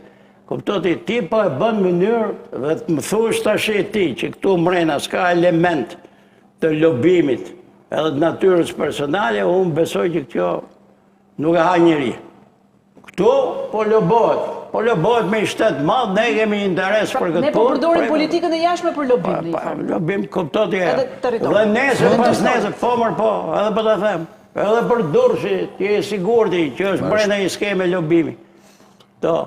Absolutisht. Nuk po them kjo është për e parë. Ja po them që edhe jo palja tjetër, që thot na i paguajnë patriotët, ne 6.000 gjë. Asi gjë. Parët e shqiptarëve janë dhe ato. Prandaj u them, prandaj po them. Po që rëndësi ka? Po primo, se bërët pyetje t'ja përgjigja, po bëjnë pyetje që... Po unë s'po duhet me apësh përgjigjet, unë po them opinionin tim, shqiptarëve më pyetje, të them dhe unë kundër opinionit. Ti kur ta marrë që thuj, si të ke shef. Kuptoti e? Si të ke shef më burë, thuj ti. Këto që po them unë janë të rrezikshme. Për politikën, për individet. Ato që do thush ti janë lustra për politikën e partisë. Kaq. Edhe të shindaq thuj, ndaq më se thuj. Dhe di dhe qërë do them. Nuk e di unë që do thuj, ja do dëgjojmë që do thuj. Se keni qenë për theksoj dhe njerëzë vëndës kryeministër, të marrësh dhe të thithësh shifra 1 miliard, mbi 1 miliard euro, dolar qëni, qëfar të doni. Investimet të huaja është në interesin e Republikës së Shqipërisë. Të marrësh edhe të vendosësh veçanërisht në qytetin e Vlorës, në fund të Adriatikut edhe në fillim të Jonit, si hapësirë gjeografike dhe në një ndër për mua gjireve më të bukura, si gjë natyror i Mesdheut. të marrësh dhe të sjellësh kompanitë më të mëdha të hotelerisë, që nuk kanë të bëjnë vetëm me investimin në vetë, po me standardin e shërbimit, standardin e turistëve që do të vinë dhe me të ardhurat që do të vinë, po edhe me vizionin se si do të duhet të kthehet turizmi shqiptar që kritikuat pak më parë me të drejtë këtë cekjen e cepave. Pra, ne duhet kalojmë në tjetër standard. Të gjitha këto nuk janë lobim që ne bëjmë ndaj tjetrit, ne ku t'i gjejmë këto raste të cilat ti thithim. Nëse në rastin konkret, sipas jush, ka arritur qeveria shqiptare që me një gur të vrasit dy zogjë dhe të thithi investime të mëdha të huaja, që kjo është lypje, nuk është dhënje, dhe një herazi të marrë edhe një benefit politik, faleminderit për komplimentin që i bëni qeverisë. Po e them në emër të qeverisë, pavarësisht se s'kam leje. Pra, këtu nuk kemi të bëjmë që ne po japim diçka, ne po marrim investim të huaj, masiv, me standard të lartë, dhe e dyta, nëse ka dhe element lobimi politik në të mirë të Shqipërisë, është ajo, s'është në të keq, nëse në dëmë të Shqipërisë. Dhe çfarë doja të shtoja, si pikë të fundi një fjali, është që lobimi, për tej e kuptoj dhe jam dakord për lobimin e interesave bërë një foto, dhe është pjesë e banalitetit, si që thash dhe më parë, roli ambasadorin në Shqipëri ka qenë e provoj Orbani, po ka qenë tjetër lloj. zgjidhi gjë. Por lobimin ndaj Shteteve të Bashkuara të Amerikës, që nuk e ka bërë ai sa duhet shteti shqiptar, është një ndër arsyet sepse ne kemi arritjet më të mëdha gjeostrategjike sot, që kemi Kosovën e pavarur, që kemi rolin e Shqipërisë, rolin e faktorit shqiptar, më të fuqishëm në rajon. Këto janë arritur përmes lobimeve. Që atë tash duhet të kishte shumë para të shpenzuara për Po pra kanë shkuar për të bërë foto për ta shitur ne si mbështetje amerikane. Unë thash një ide time dhe i qëndroj asaj se ka vite që e them, qofse do isha qeveria amerikane, Trumpi që është sot, do i thosha ju të vejlit, edhe sidomos ju që vjellni vendin e juj, nuk keni punë me lobu. Qofse Amerika ka interesa këtu dhe interesat tona puqen me Amerikën, edhe kjo është e vërtet. Nuk ka nevoj këtu, besoj, me qu qanta kësaj kompanie, asaj kompanie. Pse investon, pse lobon Greqia, pse lobon po, nuk është puna që këto atje. Ky është mendimi im, pasaj ju, mendimin e ju, e keni si dush, ta thash unë, shpreh dhe gjithë dyshimet e mia, për këtë punë lobingu, se shpesh herë në një realitet vogël, varfër si Shqipëria, kjo përthyet në opinion politik, gjë që s'ndodhi në Hungari, fatmirësisht, të regun, qoja i zëvëndës presidenti, pas s'pati nisë. Këtu ka, se këtu në këtë nivel jemi, dhe prandaj lëbot tu në Amerikë, dhe prandaj po t'i shove... Ore, po t'i shove qantat e... Nuk të zgjuar se shqiptarët, por ore, ju janë. Di me thënë ka një gjë që po t'i shikosh bilancet e partive kryesore që kanë bërë politikë këtu, të gjithë ka lobu atje dhe kanë argju, po thuj se të gjithë në të zesë, ta ke shartë këtë punë, pasaj ju në datë gërmojnë, unë jam i sigur që i din dhe ti. Kuptoti, kjo që po bënë ramat, kjo s'është në zesë, kjo është hapur nivele tjera, po gjithsesi... Çfarë është të lobosh për të lypur investimet huaja? Po, gjithsesi e ka element në lobimit politik. Po shqyr më që bëvin investimet huaja? Po, se ai investimi mund bësh dhe këshu, si që vetë në gjithë botën europiane, bëhet një garë, thuhet kena për të dhënë kaq metra plash, edhe mund të hyrë kompanit Gjermane, Italiane, Spanjolle, edhe atje këto lloj projekte është gjithë se shumë di. Se nuk e ndaj me Ky është mendimi im. Se ka zoti Shqipëri të drejtë. Ora, ky është mendimi im. Në periferi të Triestës gjitha këto janë të negociuara, nuk janë konkurrencë. Kjo është mendimi im, ndërsa ta thash se këtë da shohmë, do bëhet. Ndërsa për atë Durrësit, për te këtij mendimi kam dhe dyshimin që është korruptiv. Edhe që shteti shqiptar s'ka për të marrë asgjë nga ajo punë, po një port që bën miliarda. Investimit huaj, se këtë se ka kështë. Po lene më që investimit huaj marrë burë. Ora, unë shumë mendoj, ju mendojnë si dush. Këtë debatë ndajnë vetë Amerikanët. Këtë debatë ndajnë vetë Amerikanët, dhe është konflikt interesi. Jared Kushner dhe Ivanka Trump janë në dritën në fokusin e medjave që s'mund të bëjnë biznes ata duke qenë babaj president. Po kjo është problem për Amerikën, jo për Shqipërinë. Po, pasoj. Po jo për Shqipërinë. Shqipëria s'ka konflikt interesi. Jo, ata. Pra, është dhe vazhdohet arsyetimi se ti e në marrëdhënie ndërkombëtare dhe unë të besoj se je i zotin atë punë. Qofse ti futesh në një marrëdhënie, që ata janë në konflikt interesi, dhe ti udhëheqësi i shtetit këtu dhe jep atyre diçka, sigurisht ti ke marrë ndikimin e tyre në politikë të babait tyre. Dhe të dhënë, kaq. Po faleminderit pra për komplimentin të po them. Shfat për Shqipërinë se është arritur me një gur të vitet dy zogj, dhe ekonomiku dhe politik. Nuk qëndron apo qëndron pa le fatin ti, fat mund të jetë dhe i keq. Nuk qëndron njerë, nuk qëndron. Ata nuk mund të bëjnë politik, nuk mund të bëjnë biznes me politikën, me fuqinë e babait. Është punë e tyre. Jo, punë e tyre me tokën tonë. Nuk është problemi për Shqipërinë kjo. Dhe Edi Rama deri ka qenë dhërmi financimin masiv në Shqipëri është Po se fakt. ishte në turin e vet në drek me Ivanka Trump. U bëre Jo, dy sishte. Ato bjanë tjetër. Nëse ajo po ka qenë aty. Kjo dje jo. Kjo tregon atë ku ndodhet problem. Ku është I problemi? përhapni vet ju Bido. Një sekond. Po veti përhapni. Ku është çështja? Çështja është që sot kjo majorancë është para spakut. Në një udhkryq shumë të rëndësishëm. Atë që tha zoti Shehi. O spaku ecë përpara dhe fiton atë betejë që kemi thënë për pandushkueshmërinë, o kthehet në atë vitet e pandushkueshmërisë. Pse? Sepse prezenca amerikane atë e garanton. Pyetja jote është shumë e rëndësishme. Kush duhet i të shqetësuar? Sigurisht qeveria është e shqetësuar për ardhin e ambasadorit, sepse dihet që është më mirë pa ambasador. Politikanët, kryeministri, qeveria më mirë pa ambasador, pa mbikëqyrës, pa monitorus. Pa mbikëqyrës, pa monitorus. Dhe politikën amerikane aq më tepër që zotëria duket një jashtë. Konsideroni këtë Nëse ti, politika amerikane po s'ka ambasadori s'di ç'a bëhet. Jo, këta tanët shillëm. Thuhet, këta tanët. Edi Rama sepse është pa. Tani kapja e Ivankës është problem këtu dhe të shohim. Por që nuk qëndron që as mund të bëj politikë, mund të bëj biznes, me kredencialet politike të teatrit. Dhe Edi Rama duke ndëjur me atë, duke i falë tokë Zvërnes, duke i thënë, ka e di ky që undrua projekti asaj. Ata po zgjedhin. Undru Sazani, vetën Zvërnes. Pse se Zvërnesi ka më pak kosto. Po, se ka të pak të infrastrukturën. Atje s'ka ujë e gjithë. S'ka ujë, s'ka asgjë. Vetet për tu parë diçka. Afër mend, mirë betet. Shiko, e gjithë kjo histori për të mos hyrë thellë në temë. Unë mendoj që sot kur shkon në Como, thuhet kjo është shtëpia e filan aktorit madh, kjo është shtëpia e filan aktorit madh, dhe kjo ndikon në rritjen. Është pozitive. Absolutisht që po. Shqipëria nuk e ka luksin të humbas një investim. Sa lek i kam bler ata filan aktoria të vilën atje. Sa lek do blihen Për ta mbaroj, më burë pse keni këtë maninë e kundërshtimit që ke fjala parë. Dhe ne nuk e kemi luksin të refuzojmë një investim të paktën në 1 miliard euro-dollar nuk ka rëndësi e kështu me radhë. Çështja është që këtu mungon një transparencë për të parë çfarë lë mbrapa ky projekt për interesat tona ekonomike, sepse në fund, nëse ata do blinin gjysmën e atij fshatit që po ndërtohet në Bregdet në Palas, ta gëzonin. Bukur fort do ishte për ne.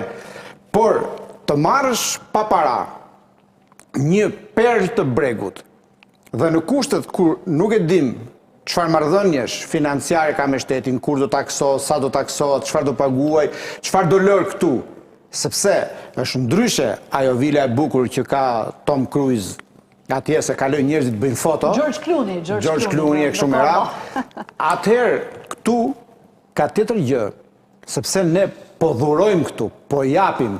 Pyetja është çfarë do marrim. Po dhuron, po bën marrëveshje, s'po dhuron. E pra, tu çfarë fitojmë ne? Shteti, jo ne marrëveshje pra, ka po them. Ku Ju doni marrëveshje, po bën marrëveshje. Kjo duhet sepse nuk na lumturon fakti vetëm që këtu ka familja Trump një investim. Kjo absolutisht është shumë e rëndësishme, se familja Trump do jetë edhe pasi të bjerë nga presidenca ai. Nuk do dinasti ekonomike do të jetë dhe politike. Por çfarë fiton ekonomia jonë? Jo vetëm atë, po kjo afekton dhe politikën. Ne po kërkojmë, absolutisht që afekton politikën. Beta ke kuadri ekonomik Kjo është thonë mentori. Ne nuk mund të kërkojmë që të themi çfarë ka marrëveshja kur s'ka ende marrëveshje. Pra negocimi do të çojë në një marrëveshje. Po marrëveshja bëhet pa filluar punën, se po fillon puna. Në radhë në pushtet, me pa drejt. Kaq. Të do të them marrëveshje, po ti atje ke mendjen të gjithmonë do jetë rama pushtet apo unë kam mendjen të zhvillimi i çarkullës veçanërisht. Ata përfundoj pak. Përfundoj, 2 fjali vetëm, se s'ka më kohë, se i kam me minutazh.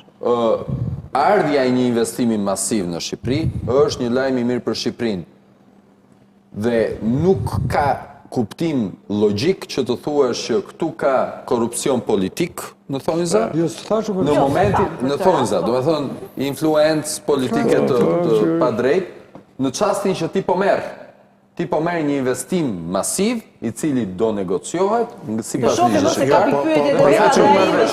Po japin territorin, nuk po e shesin atë. Po dhurojnë. Ti po arrin marrëveshje. Jo, po e dhuroj territorin, nuk po e shes. Po shkëmben. Trualli me disa të drejta të tjera të cilat do i kemi.